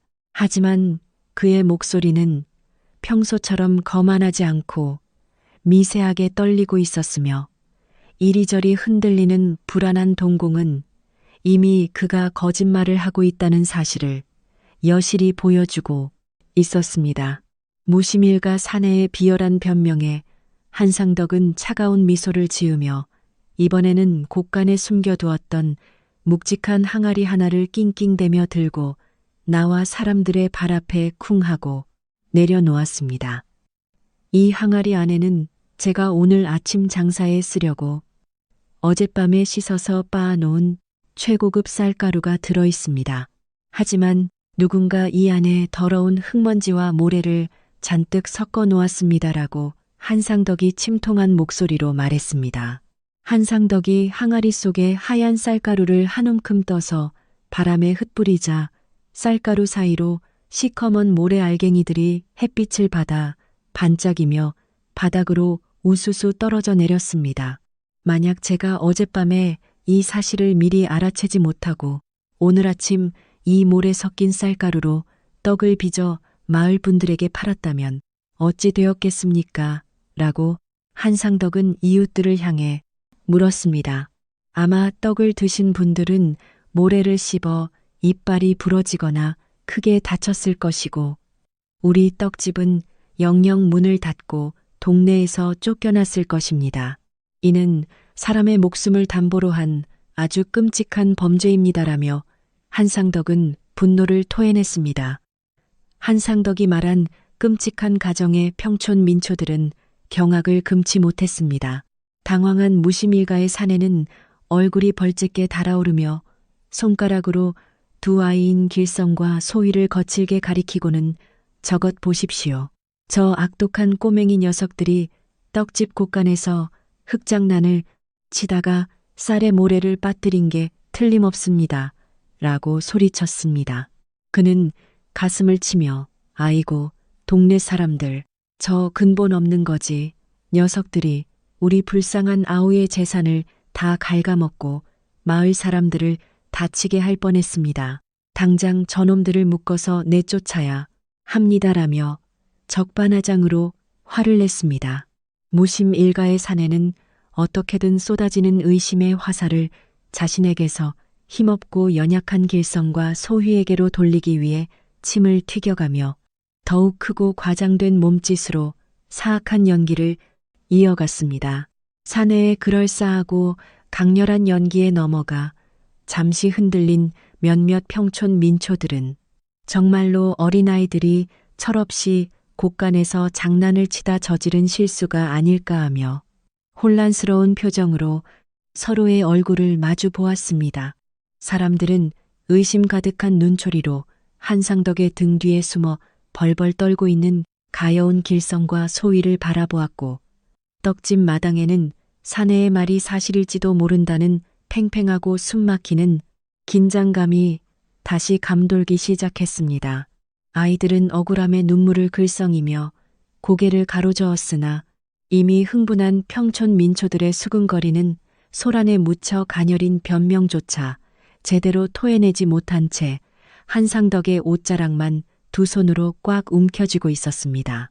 그러나 한상덕은 사람들의 요동치는 동요에도 아랑곳하지 않고 오른손을 번쩍 들어올려 마당의 소란을 정중히 진정시킨 뒤 아주 무겁고 단호한 음성으로 사태를 매듭지을 결정적인 증거를 꺼내 들었습니다. 혹여나 이토록 원통한 일이 생길 것을 대비해 어젯밤 은밀히 창고와 부엌 바닥 구석구석에 고운 하얀 밀가루를 빈틈없이 깔아두는 기지를 발휘했습니다. 밤사이 그곳을 몰래 드나든 자라면 신발 밑창에 필시 그 흔적이 고스란히 남아있을 것이오라고 엄숙히 선포했습니다. 이 한마디에 의기양양하게 길성과 소희를 몰아세우던 무심일가 사내의 입이 떡 벌어졌습니다. 그는 마치 귀신이라도 마주한 사람처럼 안색이 창백하게 질린 채 자신의 신발 쪽으로 황급히 시선을 내렸습니다. 한상덕은 촌장을 향해 정중하게 허리를 굽히며 요청했습니다. 촌장 어른, 번거로우시겠으나 지금 당장 이 자리에 있는 저희 세 사람과 저기 서 있는 무심일가 사내의 신발 밑창을 모두 확인해 주시기를 간곡히 청합니다. 어젯밤 길성과 소희는 제 방에서 단 한 발짝도 밖으로 나가지 않고 저와 함께 밤을 지냈으니 신발이 깨끗할 것이나 범인의 신발에 묻은 하얀 가루가 그가 진범임을 입증할 것이라 선언하며 상황을 마무리 지었습니다. 형세가 지극히 불리하게 돌아가고 있음을 직감한 무심 일가의 사내는 본능적으로 뒷걸음질을 치며 사람들의 시선을 피해 마당 밖으로 슬금슬금 도망칠 궁리를 하기 시작했습니다. 하지만 눈치 빠른 촌장이 지팡이로 그를 가리키며 호통을 쳤습니다. 여보게들, 저기 도망치려는 무심일가 사내를 꽉 붙잡게나 당장 저자의 신발을 벗겨 밑창을 확인해야겠다. 촌장의 불호령이 떨어지자 마을 청년들이 순식간에 달려들었습니다. 아이고, 이게 무슨 해괴한 짓입니까? 나는 아무것도 모르는 결백한 사람이란 말이오. 선망비의 가문을 도와주러 온 손님에게 이 무슨 무례한 처사요. 무심일가의 사내는 팔다리를 허우적거리며 격렬하게 저항했으나 건장한 청년들의 힘을 당해낼 도리가 없었습니다. 청년들은 발버둥치는 무심일가의 사내를 양쪽에서 꽉 붙잡아 움직이지 못하게 결박한 뒤 그의 값비싼 가죽신을 강제로 벗겨내어 촌장과 평촌 민초들 앞에 내보였습니다. 그의 가죽신 밑창이 햇빛 아래 고스란히 드러나는 순간 마당에 모인 모든 이의 입에서 약속이라도 한 듯 일제히 짧은 탄식과 분노 서린 외침이 터져 나왔습니다.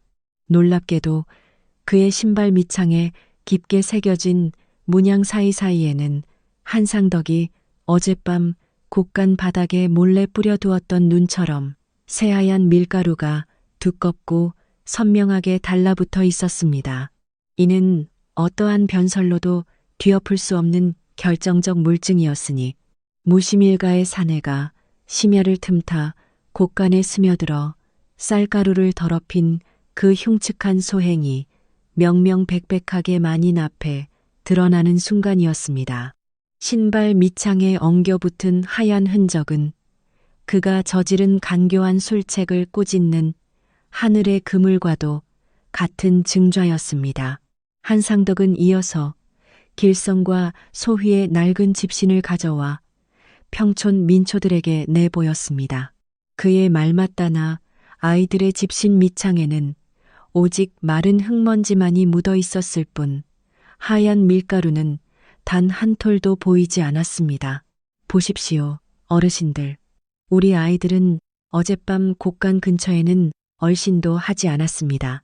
장사를 망치고 아이들에게 끔찍한 누명을 씌워 마을에서 내쫓으려 한 진짜 범인은 바로 저기 있는 저 탐욕스러운 자입니다라며 한상덕은 무심일가의 사내를 손가락으로 가리켰습니다.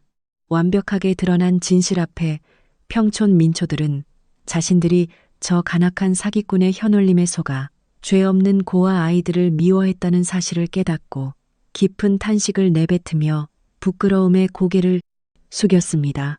식은땀을 비오듯 쏟아내던 무심일가의 사내는 어떻게든 살아남기 위해 바닥에 엎드려 목이 터져라 변명을 늘어놓았습니다. 아이고, 촌장님 오해입니다. 제가 어젯밤에 목이 말라 부엌에 물을 마시러 갔다가 엎질러진 가루를 잘못 밟았나 봅니다라며 끝까지 발뺌했습니다. 그는 애처로운 눈빛으로 한상덕을 쳐다보며 아우님, 우리가 그래도 한 핏줄인데 어찌 나를 이토록 모함한단 말인가. 형님이 밤에 물 한 모금 마신 것이 그리 큰 죄란 말인가라며 가증스러운 눈물을 짜냈습니다. 하지만 이미 그의 사악한 본성을 철저하게 꿰뚫어본 한상덕과 평촌 민초들의 표정은 겨울밤의 얼음장처럼 차갑게 굳어 있었고 아무도 그의 어설프고 궁색한 변명을 믿어주지 않았습니다. 무심일가 사내의 뻔뻔함에 진저리를 치며 한상덕은 사람들을 향해 진정하라는 손짓을 보낸 뒤 더욱 단호한 목소리로 그의 거짓말을 반박하기 시작했습니다. 형님 물을 마시러 부엌에 갔다가 실수로 가루를 밟았다고 하셨습니까? 그렇다면 왜 형님의 방에서 부엌으로 가는 길목이 아니라 곳간 깊숙한 항아리 주변에만 그 밀가루 발자국이 어지럽게 찍혀 있는 것입니까? 라며 예리하게 전곡을 찔렀습니다. 한상덕의 날카로운 질문에 무심일가의 사내는 말문이 막힌 듯 입술만 달싹거릴 뿐 아무런 대답도 하지 못했고 이마에서는 굵은 식은땀이 비오듯 쏟아져 내리며 흙바닥을 적셨습니다. 평촌 민초들은 한상덕의 논리적인 반박에 고개를 끄덕이며 무심일가를 향해 의심과 경멸의 눈초리를 보내기 시작했고 마당의 분위기는 서서히 진실을 향해 기울고 있었습니다. 한상덕은 여기서 멈추지 않고 길성과 소위의 낡고 다른 집신을 가져와 평촌 민초들에게 번쩍 들어 보여주며 무심일가의 고급 가죽신과 비교해 보라고 소리쳤습니다. 보십시오. 어르신들, 우리 아이들은 어젯밤 제 방에서 단 한 발자국도 나오지 않았기 때문에 집신 밑창에는 마른 흙먼지만 묻어 있었을 뿐 하얀 밀가루는 단 한 점도 없습니다라며 명백한 결백을 증명해 보였습니다. 완벽하게 드러난 정황 증거 앞에 평촌 민초들은 자신들이 저 간악하고 교활한 사기꾼의 현올림에 속아 죄 없는 고아 아이들을 미워하고 핍박했다는 사실을 깨닫고 탄식했습니다.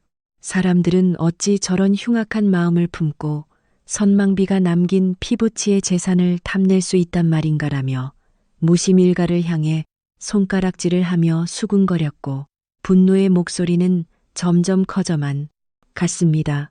커져만 갔습니다. 하지만 무심일가의 자는 아직도 포기하지 않고 억지 웃음을 지으며 아이고 이것 참 내가 어젯밤 술에 취해 화장실을 찾다가 실수로 곳간에 잘못 들어갔나 보구려 하며 말도 안 되는 핑계로 끝까지 발뺌하려 애를 썼습니다. 그는 애처로운 눈빛으로 한상덕을 쳐다보며 아우님 우리가 그래도 한 핏줄인데 어찌 나를 이토록 흉악한 범죄자로 모는 것이오. 형님이 밤에 길을 잃은 것이 그리 큰 죄란 말인가라며 가증스러운 눈물을 짜냈습니다.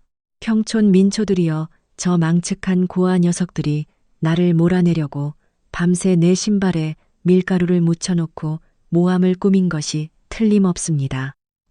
내가 어찌 내 아우의 떡집을 망치려 하겠습니까? 라며 무심일가의 자는 또다시 억울한 피해자 행세를 시작했습니다. 이토록 명백한 증거 앞에서도 끝까지 자신의 죄를 뉘우치지 않고 연약한 길성과 소위에게 책임을 떠넘기는 무심일가의 뻔뻔함에 한상덕은 치밀어 오르는 분노를 참기 위해 주먹을 꽉 쥐었습니다. 한상덕은 눈을 부릅뜨고 무심일가의 자를 노려보며 형님, 끝까지 하늘이 두렵지 않으십니까? 당신이 스스로 지은 죄를 인정할 기회를 주려 했건만 어찌 이리도 추악하게 변명만 늘어놓는단 말입니까? 라며 차갑게 분노했습니다. 당신이 오늘 아침 촌장님이 오시면 우리 아이들을 우물에 독을 탄 살인귀로 모함하기 위해 우물가에 몰래 버려두었던 그 붉은색 쥐약 봉투를 제가 모를 줄 아셨습니까? 라며 한상덕은 마침내 숨겨둔 비수를 꺼내 들었습니다. 쥐약이라는 단어가 한상덕의 입에서 나오는 순간 무심일가의 자의 눈동자는 공포로 극심하게 요동쳤고 그는 마치 벼락을 맞은 사람처럼 숨을 헐떡이며 뒷걸음질을 쳤습니다. 평촌 민초들과 촌장님은 쥐약이라는 무서운 말에 경악을 금치 못하며 한상덕의 다음 말을 듣기 위해 숨을 죽이고 마당 한가운데로 집중하며 귀를 기울였습니다. 촌장님이 사악한 자는 떡집의 재산을 가로채는 것으로 모자라 우물에 독을 타려 했다는 끔찍한 누명을 아이들에게 씌워 마을에서 완전히 매장시키려 했습니다. 라고 한상덕은 참담한 심정으로 진실을 토로했습니다. 저는 어제 새벽녘 형님이 우리 집 주변을 몰래 어슬렁거리며 우물가에 무엇인가를 흘리고 가는 것을 두 눈으로 똑똑히 보았고 그것을 주워 확인해 보니 무시무시한 맹독이 든 쥐약이었습니다라며 소리쳤습니다. 무심일가의 자는 사색이 되어 손을 거칠게 내저으며 아닙니다. 촌장님, 저건 다 지어낸 거짓말입니다. 저는 쥐약 같은 것은 본 적도 없고 만진 적도 없습니다. 저 아우가 완전히 미쳐서 저를 모함하는 것입니다라며 발악했습니다. 그는 평촌 민초들을 향해 여러분, 제발 제 말을 믿어 주십시오. 저는 결백합니다. 어떻게 혈육의 우물에 독을 타는 짐승 같은 짓을 하겠습니까? 라며 쉰 목소리로 절규하며 눈물, 콧물을 흘려대기 시작했습니다. 아무런 물증 없이 한상덕의 증언만으로는 그 무서운 쥐약 사건의 범인이 무심일가라고 완벽하게 단정짓기에는 아주 미세한 의심의 여지가 남아있어 사람들은 다시 혼란에 빠졌습니다. 촌장님은 지팡이로 흙바닥을 탁탁 치시며 말씀하셨습니다. 한상덕, 자네가 찾아낸 신발의 밀가루는 분명한 증거가 될 수 있겠으나 쥐약을 썼다는 것은 워낙 무거운 죄목이라네. 자네의 증언만 듣고 저자를 곧바로 처벌할 수는 없으니 혹시 다른 명백한 물증이나 이를 뒷받침할 증인이 있는가 하며 신중하게 물으셨습니다. 길성이는 촌장님의 이러한 신중한 태도에 안도의 한숨을 내쉬었습니다. 그는 속으로 저 어리석은 녀석이 쥐약 봉투만 찾아냈을 뿐 내가 그것을 샀다는 직접적인 증거는 없을 테니 끝까지 우기면 빠져나갈 수 있겠구나 생각하며 헛된 희망을 품었습니다. 그는 다시 허리를 꼿꼿하게 세우고는 증거를 대보시오. 촌장님 말씀대로 확실한 증거도 없이 생사람을 잡는다면 내가 당장 관아에 고발하여 자네를 따끔하게 혼내줄 것이오라며 뻔뻔하게 맞섰습니다. 길성이의 가증스러운 도발에도 한상덕은 조금도 당황하지 않고 여유로우면서도 차가운 미소를 지으며 말했습니다. 형님, 참으로 안타깝습니다. 끝까지 용서를 빌 기회를 스스로 차버리다니 이제는 돌이킬 수 없습니다라고 조용하지만 단호하게 경고했습니다. 한상덕은 품속에 조심스럽게 간직해 두었던 붉은색 쥐약 봉투를 꺼내어 촌장님 앞으로 내밀었습니다. 촌장님, 이 봉투에 적힌 상호를 잘 보십시오. 이 독약은 우리 평촌 민초들이 사는 마을 장터에서는 절대 팔지 않는 이웃마을 약재상의 물건입니다라고 분명하게 설명했습니다. 봉투를 받아든 촌장님은 돋보기를 꺼내어 상호를 꼼꼼하게 살피더니 과연 자네 말대로 이것은 고개 너머 큰 장터에 있는 약방에서 파는 아주 독한 쥐약이 맞구먼 하시며 고개를 끄덕이셨습니다. 한상덕은 이웃 마을을 향해 뻗은 길 쪽으로 고개를 돌리며 외쳤습니다.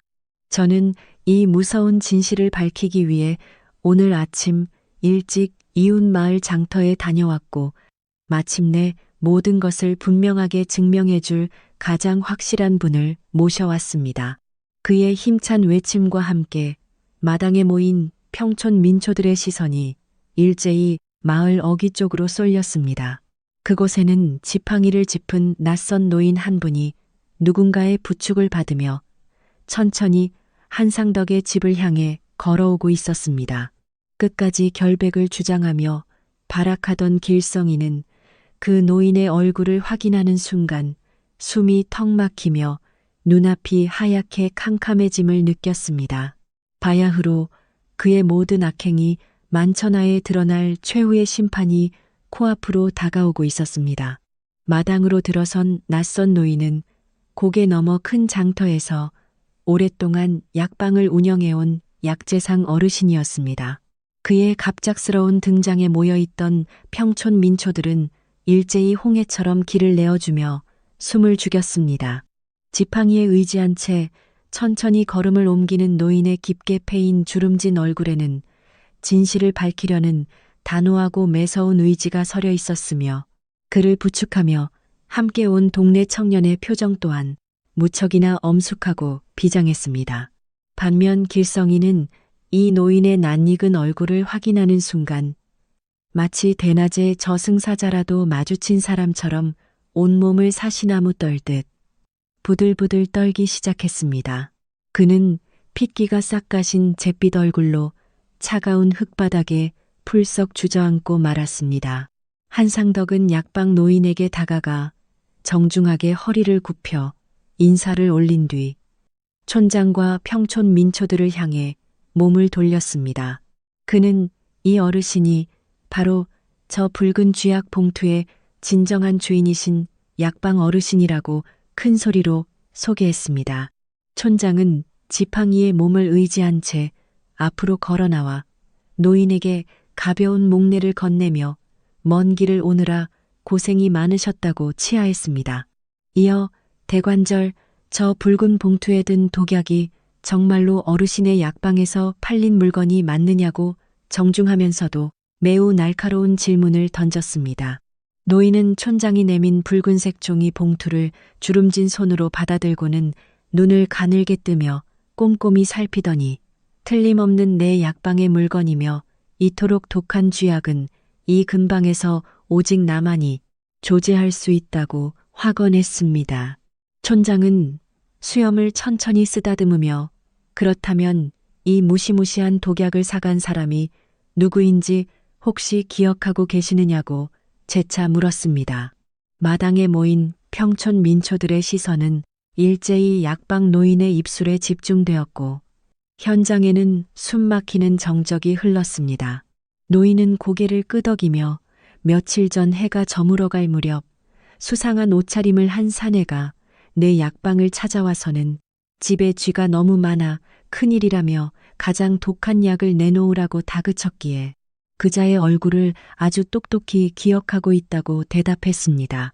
그러고는 노인은 매서운 눈초리로 마당에 모인 사람들의 얼굴을 하나하나 천천히 훑어보기 시작했고 바닥에 주저앉아 고개를 푹 숙인 채 식은땀을 흘리고 있는 칠성을 향해 천천히 지팡이를 들어 올렸습니다.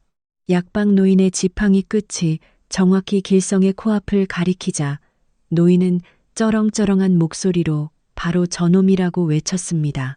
저기 바닥에 엎드려 쥐새끼처럼 떨고 있는 저 간악한 사내가 바로 며칠 전 내게서 그 독한 쥐약을 사간 그놈이 틀림없다고 호통을 쳤습니다.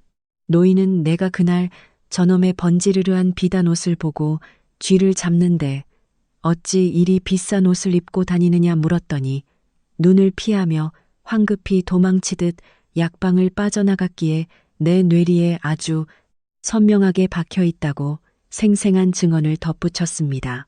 노인의 이 명백하고도 결정적인 증언이 마당에 울려 퍼지자 그동안 길성의 거짓말에 속아 반신반의하던 평촌 민초들의 입에서 일제히 짐승만도 못한 놈이라는 격렬한 분노의 탄식과 거친 욕설이 물밀듯이 터져나왔습니다.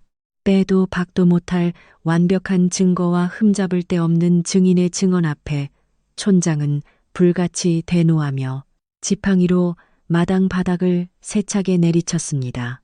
촌장은 내 이놈 칠성아 하늘이 무섭지도 않느냐며 내 놈의 탐욕이 결국 마을 전체를 파멸로 몰아넣을 뻔했다고 크게 꾸짖었습니다. 피를 나눈 무심일가의 재산을 탐낸 것도 모자라 아무 죄도 없는 가여운 길성과 소희 그리고 유라 동자들에게 살인귀라는 무서운 누명을 씌우고 마을 우물에 독을 타려 한 그 천인공노할 끔찍한 죄를 도대체 어찌 갚을 작정이냐며 촌장의 호통이 하늘을 찔렀습니다. 촌장의 불호령의 마당은 순식간에 살얼음판처럼 차갑게 얼어붙었고 평촌 민초들은 주먹을 불끈 쥐고 당장이라도 칠성에게 달려들어 매타작을 할 기세로 험악하게 노려보며 그의 사악하고 파렴치한 죗값을 톡톡히 치르게 해야 한다고 분개했습니다. 상황이 돌이킬 수 없는 파국으로 치닫자 칠성은 그제야 자신이 판 무덤에 스스로가 완벽히 갇혔음을 깨달았습니다. 그는 흙바닥에 납작하게 엎드려 양손을 간절히 비비며 아이고 촌장님, 그리고 아우님, 제가 잠시 귀신에 홀려 제정신이 아니었나 봅니다라며 눈물과 콧물을 쏟아내며 애걸했습니다. 눈먼 탐욕에 이성을 잃고 짐승만도 못한 짓을 저질렀으니 제발 목숨만은 살려달라고 빌었습니다. 다시는 이 마을 근처에는 얼씬도 하지 않고 평생 죄를 뉘우치며 쥐구멍에 숨어 살겠노라며 비참하고 처절한 목소리로 용서를 구하고 또 구했습니다. 그토록 기고만장하여 아이들을 괴롭히고 평촌 민초들을 능멸하던 예전의 모습은 온데간데 없었습니다. 오직 살아남기 위해 바닥의 흙먼지를 뒤집어 쓴 채 벌레처럼 기어다니는 그의 비루한 행색은 보는 이들로 하여금 깊은 경멸과 헛웃음을 자아내게 했습니다. 한상덕은 바닥을 기며 살려달라고 애원하는 칠성을 내려다보았습니다. 한때는 피를 나눈 형님이라 믿었던 자신의 순진함에 허탈감을 느끼면서도 끓어오르는 배신감과 분노를 주체하지 못해 온몸을 파르르 떨었습니다. 형님, 당신이 저에게 저지른 못된 짓은 내 어찌어찌 용서해 볼 수도 있겠으나 가여운 길성과 소희에게 씻을 수 없는 큰 상처를 준 것은 하늘이 두 쪽 나도 절대 용서할 수 없습니다라고 한상덕은 아주 차갑고 엄하게 말했습니다. 당장 이 떡집에서 당신의 짐을 싸서 내 눈앞에서 영원히 사라지십시오. 만약 두 번 다시 우리 마을에 나타난다면 그때는 내 손으로 직접 당신을 관아에 넘겨 평생 감옥에서 썩게 만들 것입니다라며 한상덕은 단호한 최후 통첩을 날렸습니다. 촌장 역시 한상덕의 결정을 존중하며 고개를 끄덕인 뒤에 서 있던 건장한 마을 장정들을 향해 여봐라. 당장 저 간악한 죄인의 짐을 밖으로 내동댕이 치고 저놈의 목덜미를 끌어내어 마을 밖으로 멀리 내쫓아버려라 하고 추상 같은 명령을 내렸습니다. 촌장의 명이 떨어지기가 무섭게 장정들은 방 안으로 들어가 칠성의 짐보따리를 마당으로 휙 던져버렸고 양쪽에서 칠성의 팔과 목덜미를 거칠게 움켜쥐고는 질질 끌다시피 하며 떡집 대문 밖으로 사정없이 끌어내기 시작했습니다. 칠성은 살려달라고 발버둥을 치며 돼지 멱다는 소리를 질러댔지만 그 누구도 그의 비참한 몰골에 동정의 눈길을 보내지 않았습니다. 오히려 정의가 실현되는 통쾌한 장면을 보며 평촌 민초들은 속이 뻥 뚫리는 듯한 강렬한 후련함을 느꼈습니다. 번듯했던 비단 옷은 흙먼지로 범벅이 되고 신발 한 짝마저 벗겨진 채 마을 밖으로 쫓겨나는 칠성의 등 뒤로 마을 안악들은 퇴퇴침을 뱉었습니다. 두 번 다시 우리 맑은 우물물을 흐리지 말고 썩 꺼지라며 매서운 돌팔매질과 삿대질을 퍼부었습니다. 그토록 탐욕스럽게 남의 재산을 탐내며 교활한 혀를 놀리던 자의 최후는 그 어떤 동정심도 받지 못한 채 짐승처럼 쫓겨나는 비참하고 초라한 결말이었으며 이는 평촌 민초들에게 큰 교훈을 남기며 씁쓸하면서도 통쾌한 뒷맛을 남겼습니다. 칠성의 뒷모습이 고갯길 넘어 흙먼지 속으로 완전히 자취를 감추고 나서야 마당을 짓누르던 서슬퍼런 긴장감이 비로소 눈 녹듯 사라졌습니다. 평촌 민초들의 얼굴에 서려 있던 험악한 기운도 그제야 풀렸고 여기저기서 참았던 안도의 한숨이 터져나왔습니다. 소란이 잦아들고 다시금 평화가 찾아온 마당에서 평촌 민초들은 자신들의 어리석음을 뼈저리게 뉘우쳤습니다. 그들은 한상덕과 두 아이 앞으로 다가가 부끄러운 낯빛으로 고개를 깊이 숙이며 진심 어린 사죄의 말을 건네기 시작했습니다. 간악한 사기꾼의 요망한 혀에 놀아나 눈이 멀어버린 탓에 자네와 저 천사같이 착한 아이들을 함부로 의심하고 핍박했으니 이 크나큰 죄를 어찌 다 씻을 수 있겠는가. 정말 면목이 없고 부끄럽기 짝이 없네라며 이웃들은 눈시울을 붉혔습니다. 어떤 이는 아이들의 손을 꼭 잡고 아가들아, 우리가 정말 미안하다. 얼마나 마음고생이 심했니. 이제 두 번 다시는 너희를 슬프게 하는 일이 없도록 우리 평촌 민초들이 너희를 굳건히 지켜주마라며 따뜻한 위로와 눈물의 사과를 전했습니다. 그때 사람들 뒤편에서 오랜 단골 할멈이 천천히 걸어 나오더니 인자한 미소를 지으며 한상덕에게 말했습니다. 내가 뭐라 일렀던가. 욕심 많은 자를 조심하고 아이들을 끝까지 믿으라 하지 않았던가. 결국 자네의 굳은 믿음이 이 집안을 지켜냈구먼 하고 칭찬하셨습니다. 할멈은 한상덕의 어깨를 다독이며 캄캄한 밤을 견뎌냈으니 이제는 밝은 아침 해를 맞이할 시간이라네. 그동안 흘린 눈물만큼 앞으로는 떡집에 웃음꽃만 피어날 것이니 속상했던 마음은 훌훌 털어버리게나 하며 지혜롭고 포근한 위로를 건넸습니다.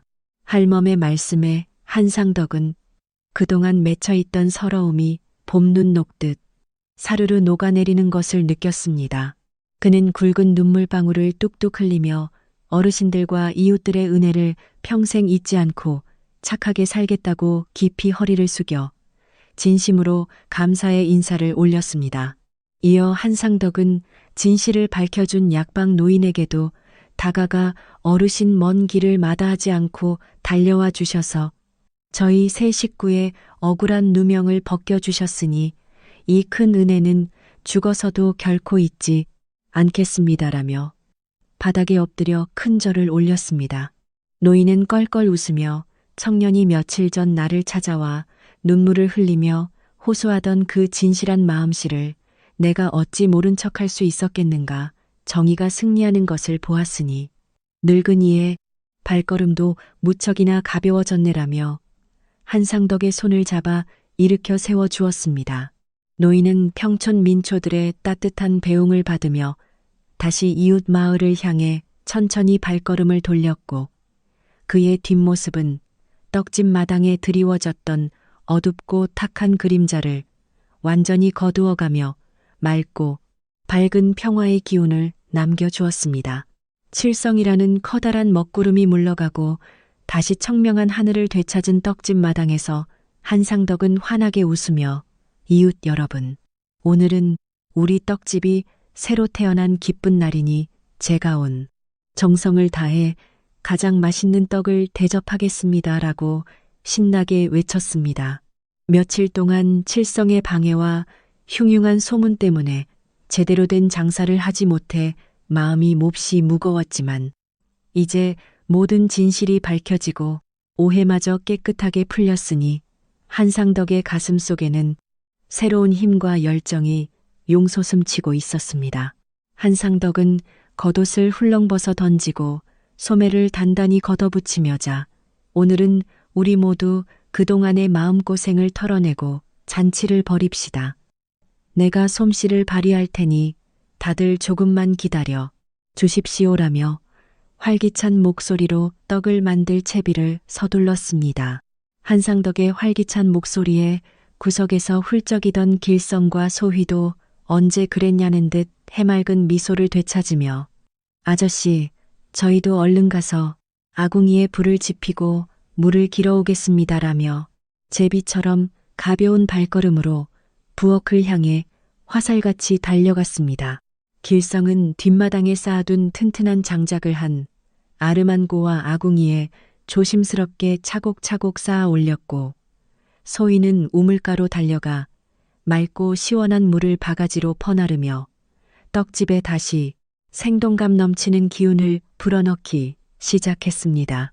아이들의 얼굴에 그동안 드리워졌던 어두운 수심과 두려움은 온데간데 없이 사라졌고 콧노래를 흥얼거리며 바쁘게 움직이는 아이들의 모습을 지켜보는 한상덕의 눈가에는 세상을 다 얻은 듯한 깊은 행복과 뿌듯함이 가득 고여 있었습니다. 평촌 민초들도 이 기쁜 순간을 그냥 지켜보고만 있을 수 없다며 앞다투어 팔을 걷어붙이고 나서며 우리가 구경만 할 수 있나 이리 와서 장작 패는 것은 내가 도와주지 하며 건장한 청년이 도끼를 집어들었습니다. 부지런한 평촌 민초의 안악들도 떡집 부엌으로 우르르 몰려가 깨끗한 그릇들을 꺼내어 물로 뽀득뽀득 씻고 떡을 담을 커다란 나무 채반을 깨끗한 천으로 정성스럽게 닦아내며 잔치 준비를 돕느라 떡집 안팎이 가릴 것 없이 분주하고 시끌벅적해졌습니다. 오해로 인해 차갑게 얼어붙었던 이웃 간의 정이 다시 뜨겁게 타오르기 시작했고 서로가 서로를 돕고 웃음을 나누는 이 따뜻한 풍경은 마치 마을의 큰 명절이 찾아온 듯 훈훈하고 정겨운 잔치 분위기를 자아내고 있었습니다. 이웃들의 열렬한 도움 속에서 한상덕은 곳간에서 가장 질 좋고 뽀얀 쌀을 한가득 꺼내어 깨끗한 물에 여러 번 씻은 뒤 아주 곱게 가루를 내어 커다란 함지박에 담고 정성을 다해 반죽을 치대기 시작했습니다. 평소에도 떡을 빚는 솜씨가 훌륭했지만 오늘은 마음속에 커다란 짐을 벗어던지고 이웃들의 따뜻한 사랑과 응원 속에서 떡을 만들다 보니 그의 거친 손끝에서는 그 어느 때보다 경쾌하고 리듬감 넘치는 소리가 찰지게 울려 퍼졌습니다. 힘차게 반죽을 내리치고 둥글게 빚어내는 한상덕의 이마에는 굵은 땀방울이 맺혔지만 그의 입가에는 끊임없이 싱그러운 미소가 번졌으며 반죽은 마치 그의 기쁜 마음을 알아채기라도 한 듯 더욱 찰지고 부드럽게 변해가며 아름다운 모양을 갖춰갔습니다. 길성이 아궁이에 불을 붙이자 잘 마른 장작이 타닥타닥 소리를 내며 경쾌하게 타들어갔고 곧이어 한상덕이 새로 꺼낸 온전하고 커다란 찜기 위로 맑고 하얀 수증기가 모락모락 피어오르며 신비로운 안개처럼 부엌을 가득 채웠습니다. 찜기 안에서는 뽀얀 백설기와 달콤한 팥고물을 듬뿍 얹은 시루떡이 아궁이의 뜨거운 열기를 품고 아주 먹음직스럽게 익어가기 시작했고 달콤하고 고소한 떡 익는 냄새가 차가운 겨울 공기를 데우며 마을 구석구석까지 멀리 퍼져나갔습니다. 그 향기는 마을 곳곳으로 퍼져나갔습니다. 이것은 지난 며칠 동안 떡집을 무겁게 짓누르던 슬프고도 억울한 기운이 아니었습니다. 오직 정직하게 흘린 땀방울과 이웃 간의 두터운 정이 담뿍 배어있는 세상에서 가장 포근하고 향긋한 생명의 냄새였습니다. 그 달콤한 향을 맡은 사람들의 입가에는 어느새 군침이 가득 고였습니다. 가마솥의 물이 세차게 끓어오르고 찜기 사이로 피어오르는 하얀 김이 절정에 달했을 때 한상덕은 두툼한 수건으로 손을 감싼 채 조심스럽게 찜기의 뚜껑을 활짝 열어 젖혔습니다. 그 순간 마당에 모여있던 평촌 민초들이 일제히 탄성을 터뜨렸습니다. 자욱한 김 속에서 마침내 모습을 드러낸 떡은 마치 갓 내려앉은 눈처럼 새하얗고 뽀얀 자태를 뽐냈으며 팥고물은 붉은 보석처럼 영롱한 윤기를 머금고 있었습니다. 보기만 해도 마음이 넉넉해지고 저절로 배가 불러오는 듯한 실로 완벽하고 아름다운 광경이었습니다. 소위는 서둘러 깨끗하게 닦은 도마와 칼을 준비하여 한상덕의 곁에 섰습니다.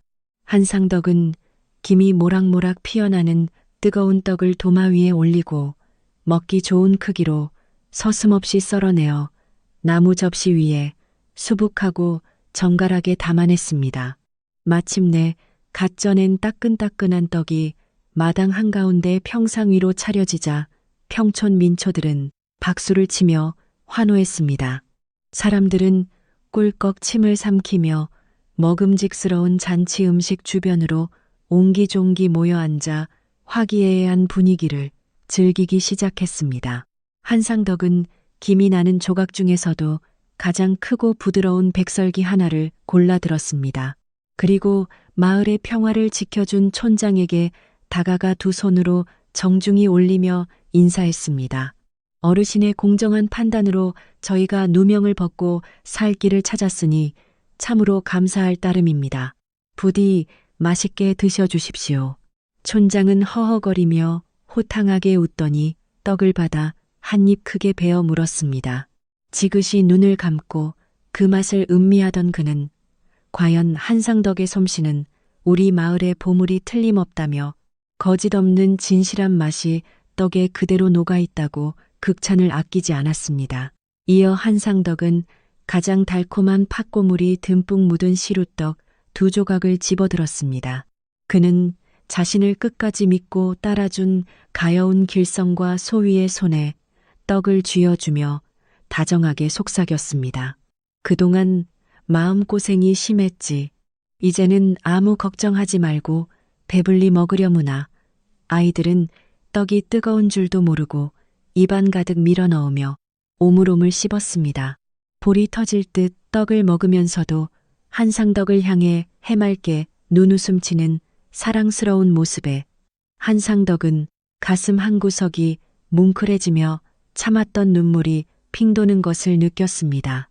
아이들의 입가에 묻은 붉은 팥고물을 옷소매로 손수 닦아주며 한상덕은 이 아이들이야말로 하늘이 자신에게 보내준 가장 귀하고 소중한 가족이라는 사실을 다시 한번 뼈저리게 깨달았습니다. 그는 평생토록 이 작은 손들을 결코 놓지 않겠노라고 마음속으로 굳게 다짐했습니다.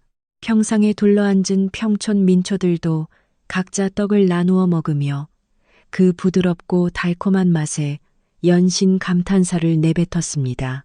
어디선가 시작된 흥겨운 노랫가락에 맞춰 사람들이 어깨춤을 덩실덩실 추기 시작하자 적막했던 떡집 마당은 어느새 신명나는 잔칫집으로 완전히 탈바꿈했습니다. 그동안 떡집과 두 아이를 향해 품었던 의심과 미안한 마음은 달콤한 떡과 함께 목구멍 뒤로 말끔히 넘어갔고 이웃들의 얼굴에는 오직 따뜻한 화해와 화합의 미소만이 가득 피어올랐습니다. 용서의 마음과 장차 마주할 찬란한 나날에 대한 뜨거운 열망이 마당 가득 차올랐습니다. 서로의 입에 떡을 넣어주고 시원한 막걸리를 사발째 들이키며 호탕하게 웃어젖히는 평촌 민초들의 모습은 엊그제까지 감돌던 무겁고 싸늘한 기운을 깨끗이 씻어내며 떡집에 다시금 강인한 생명력을 불어넣었습니다. 한상덕 또한 평상 한편에 걸터 앉아 이웃들이 즐거워하는 양을 흐뭇한 눈길로 갈무리하며 갓 쪄낸 떡 한 점을 입에 넣었습니다. 그것은 그가 평생을 바쳐 빚어온 수많은 떡 가운데 단연 으뜸가는 달콤함이었으며 더할 나위 없는 행복의 맛이었습니다. 구수한 쌀 향기와 달큰한 팥소의 풍미가 혀끝에 감도는 찰나 길성으로 인해 겪어야 했던 모진 악몽과 절망의 기억들이 한여름밤의 짧은 꿈처럼 멀어짐을 느끼며 그는 심연 깊은 곳에서 비로소 평온을 되찾았습니다. 곁에서 형의 옷자락을 꼭 쥔 채 잠든 소희와 그 동생을 듬직하게 보듬고 있는 길성의 자태를 보며 한상덕은 앞으로 어떤 거친 풍파가 밀려온다 해도 이 소중한 아이들과 정겨운 이웃들이 곁에 있다면 능히 이겨낼 수 있다는 용기를 얻었습니다. 어느덧 서쪽 하늘이 붉은 빛으로 물들고 겨울날의 짧은 해가 뉘엿뉘엿 저물어가자 마당을 채웠던 훈훈한 기운도 차분하게 내려앉았습니다. 평촌 민초들은 내일의 생업을 위해 하나둘 자리에서 일어나 돌아갈 준비를 서둘렀습니다. 이웃들은 한상덕의 손을 힘차게 맞잡으며 오늘 참으로 고마웠다는 인사를 건넸습니다. 앞으로 떡집 일이 바쁘면 언제든 부르라며 자신들이 발벗고 나서서 도울 테니 그저 아이들을 잘 거두고 장사에만 매진하라는 진심 어린 격려를 남겼습니다. 멀어지는 이웃들의 뒷모습을 향해 한상덕과 두 아이는 허리를 깊숙이 숙여 배웅했습니다. 사람들이 떠난 빈 마당에는 잔치의 여운을 머금은 은은한 단내가 떡집을 부드럽게 감싸 안으며 고요한 저녁을 맞이할 채비를 하고 있었습니다. 모두가 돌아가고 어둠이 내린 적막한 마당에 홀로 서서 한상덕은 기지개를 크게 켜며 심호흡을 했습니다. 차갑고도 청량한 겨울밤의 공기가 폐부 깊숙이 스며들어 지친 몸과 마음을 맑게 정화해 주었습니다. 며칠 동안 폭풍처럼 몰아쳤던 가혹한 시련과 갈등이 비로소 종결되었음을 알리는 이 평화로운 밤의 정적은 한상덕에게 무엇과도 바꿀 수 없는 위로이자 내일을 살아갈 소중한 선물이었습니다. 그는 마당 곳곳을 정갈하게 갈무리하고 아궁이에 남은 불씨를 조심스레 보듬은 뒤 방 안에서 고르게 숨을 내쉬며 잠든 두 아이의 소리를 들었습니다. 입가에 번지는 행복한 미소를 머금은 채 방문을 열자 아이들이 덮은 두툼한 소미불의 온기가 포근하게 감돌고 있었습니다. 한상덕은 아이들 곁에 조심스레 몸을 뉘어 이불깃을 다정하게 여며주고 오늘 하루 마주했던 기적 같은 순간들을 가만히 되새기며 눈을 감았습니다. 모진 누명과 파산의 벼랑 끝에서도 끝내 진실함과 선량함을 저버리지 않았기에 마침내 탐욕을 이겨내고 가족과 평화를 되찾았음을 가슴 깊이 새기며 그는 하늘을 향해 말없는 감사의 인사를 올렸습니다. 그렇게 떡방앗간의 기나긴 하루가 저물어 갔습니다. 악인이 떠나간 빈자리에는 오직 진실한 사랑과 굳건한 믿음만이 오롯이 남았습니다. 작은 산골 마을에는 그 어느 때보다 깊고 포근한 밤이 찾아와 사람들의 지친 마음을 조용히 다독여주고 있었습니다. 밤사이 눈이 소복하게 내려 세상을 하얗게 덮은 다음 날 아침. 산골 마을은 그 어느 때보다 고요하고 평화로운 분위기에 휩싸여 있었습니다. 지난 며칠 동안 마을을 시끄럽게 만들었던 거짓말과 음모의 흔적은 하얀 눈 아래로 완전히 자취를 감추었고 맑고 차가운 겨울 공기만이 상쾌하게 코끝을 맴돌았습니다. 한상덕은 일찍 잠에서 깨어나 낡은 창호지 문을 열고 눈 덮인 마당을 바라보며 깊은 숨을 들이마셨고 가슴속에 남아있던 작은 앙금마저 모두 씻겨 내려가는 듯한 상쾌함을 느꼈습니다. 이제는 악한 그림자도 이웃들의 의심스러운 눈초리도 없는 온전한 평화가 떡방앗간에 찾아왔음을 실감했습니다. 한상덕이 마당으로 나서자 방 안에서 곤히 자고 있던 길성과 소희도 부스스 일어나 졸린 눈을 비비며 문 밖으로 고개를 쏙 내밀었습니다.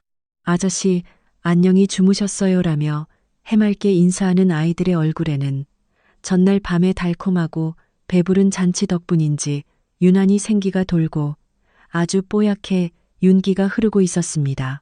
한상덕은 허허 웃으며 그래 너희도 푹 잤느냐.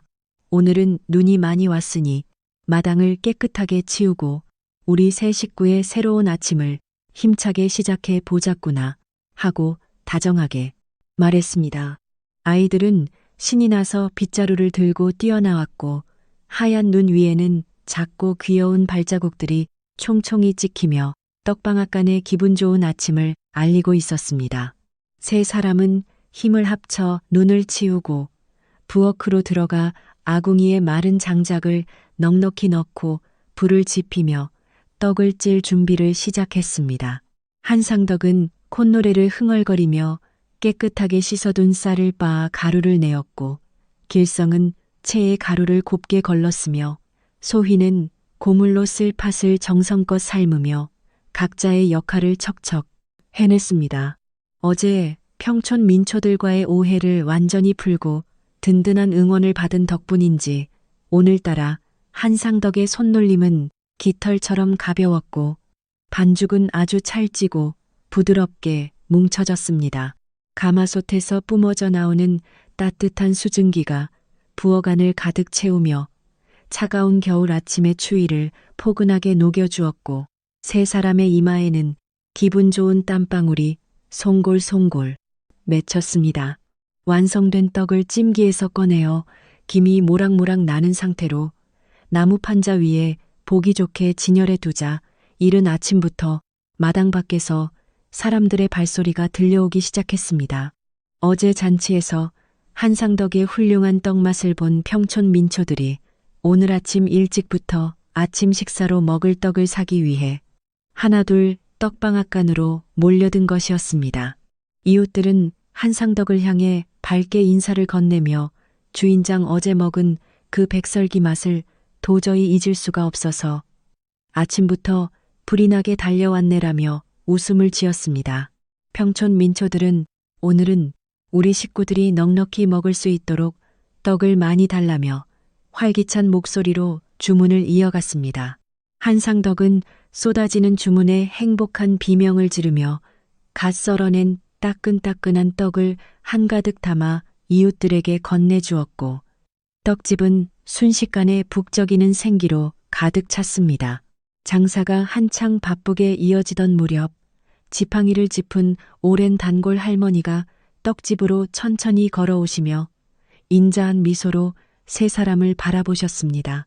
할머니는 한상덕이 건네는 부드러운 인절미를 한 입 빼어 물고는 고개를 끄덕이며 그래 이 맛이야말로 거짓과 탐욕이 섞이지 않은 정직하고 따뜻한 마음이 듬뿍 담긴 바로 그 맛이라며 크게 칭찬하셨습니다. 한상덕은 겸손하게 머리를 숙이며 어르신께서 저희를 끝까지 믿어주시고 지혜로운 말씀을 해주신 덕분에 이 떡집을 지킬 수 있었습니다. 앞으로는 더욱 정성을 다해 떡을 빚어 평촌 민초들에게 보답하겠습니다라고 진심 어린 감사를 전했습니다. 할머니는 길성과 소희의 머리를 쓰다듬으며 앞으로는 이 착한 아비의 말을 잘 듣고 훌륭한 사람으로 자라야 한다라는 따뜻한 덕담을 남기고 돌아가셨습니다. 할머니의 말씀을 들은 한상덕은 가슴속에 깊은 울림을 느꼈고 이제는 정말로 길성과 소희를 곁에서 온전히 책임지고 품어야겠다는 중대한 결심을 굳히게 되었습니다. 그동안은 그저 오갈 데 없는 불쌍한 아이들을 거두어 밥을 먹여준다는 생각뿐이었지만 모진 풍파를 함께 이겨내면서 이 아이들은 이미 한상덕에게 피를 나눈 친자식보다 더 깊고 소중한 진짜 가족이 되어 있었습니다. 장사를 일찍 마무리한 한상덕은 옷매무새를 단정하게 가다듬고 두 아이의 손을 양옆에서 꼭 잡은 채 촌장이 계시는 마을 회관을 향해 진중하고 묵직한 발걸음을 옮겼습니다. 한상덕의 단호한 표정을 본 길성과 소희는 영문도 모른 채 그저 그의 크고 따뜻한 손에 의지하며 얌전하게 발을 맞춰 걸어 촌장의 댁으로 향했습니다. 촌장의 댁에 도착한 한상덕은 마루에 앉아 계신 촌장에게 깍듯이 큰 절을 올린 뒤 아주 진지하고 엄숙한 목소리로 자신의 깊은 속마음을 털어놓기 시작했습니다. 촌장님, 지난 일로 마을을 어지럽힌 점 다시 한번 사과드리며 오늘 제가 찾아온 것은 다름이 아니라 이 두 아이를 제 정식 호적에 올려 친자식처럼 키우고자 허락을 구하기 위함입니다. 라고 말했습니다. 촌장은 깜짝 놀라 눈을 크게 뜨며 한상덕 자네는 아직 장가도 가지 않은 처지로 남의 아이 둘을 한꺼번에 호적에 올리겠다니 그게 얼마나 크고 무거운 책임인지 진정으로 알고 하는 소리인가 하고 신중하게 되물으셨습니다. 한상덕은 추호의 망설임도 없이 예 촌장님, 비록 핏줄은 다르지만 이 아이들은 제 목숨과도 바꿀 수 없는 소중한 자식들이니 부디 허락해 주십시오라며 고개를 숙였습니다. 한상덕의 단호하고 진실한 태도에 촌장은 수염을 쓰다듬으며 한참 동안 깊은 생각에 잠기시더니 이윽고 아주 온화하고 따뜻한 미소를 지으며 고개를 크게 끄덕이셨습니다. 자네의 그 넓고 따뜻한 심성에 다시 한번 깊이 감복했네. 하늘도 자네의 그 어진 심성을 굽어 살펴 이 아이들을 복덩이로 점지해 주신 것이 분명하니 내가 기꺼이 자네의 뜻을 관청에 전하여 호적에 무사히 오르도록 돕겠네라며 촌장은 흔쾌히 허락의 말을 건넸습니다. 촌장의 따스한 승낙이 떨어지자 한상덕은 벅차오르는 기쁨에 눈시울을 붉히며 촌장님 참으로 감사합니다. 이 은혜는 평생토록 가슴에 새겨 결코 잊지 않겠습니다라며 대청마루 바닥에 엎드려 수없이 절을 올렸습니다. 영문을 몰라 그저 어리둥절해하던 길성과 소휘 두 아이도 한상덕이 환희에 찬 모습을 보이자 덩달아 신이 나서 방긋방긋 웃음을 터뜨렸습니다. 아이들은 촌장을 향해 고사리 같은 손을 모아 꾸벅 인사를 올렸고 정적만이 감돌던 마당에는 어느새 훈훈한 웃음꽃이 만발하였습니다.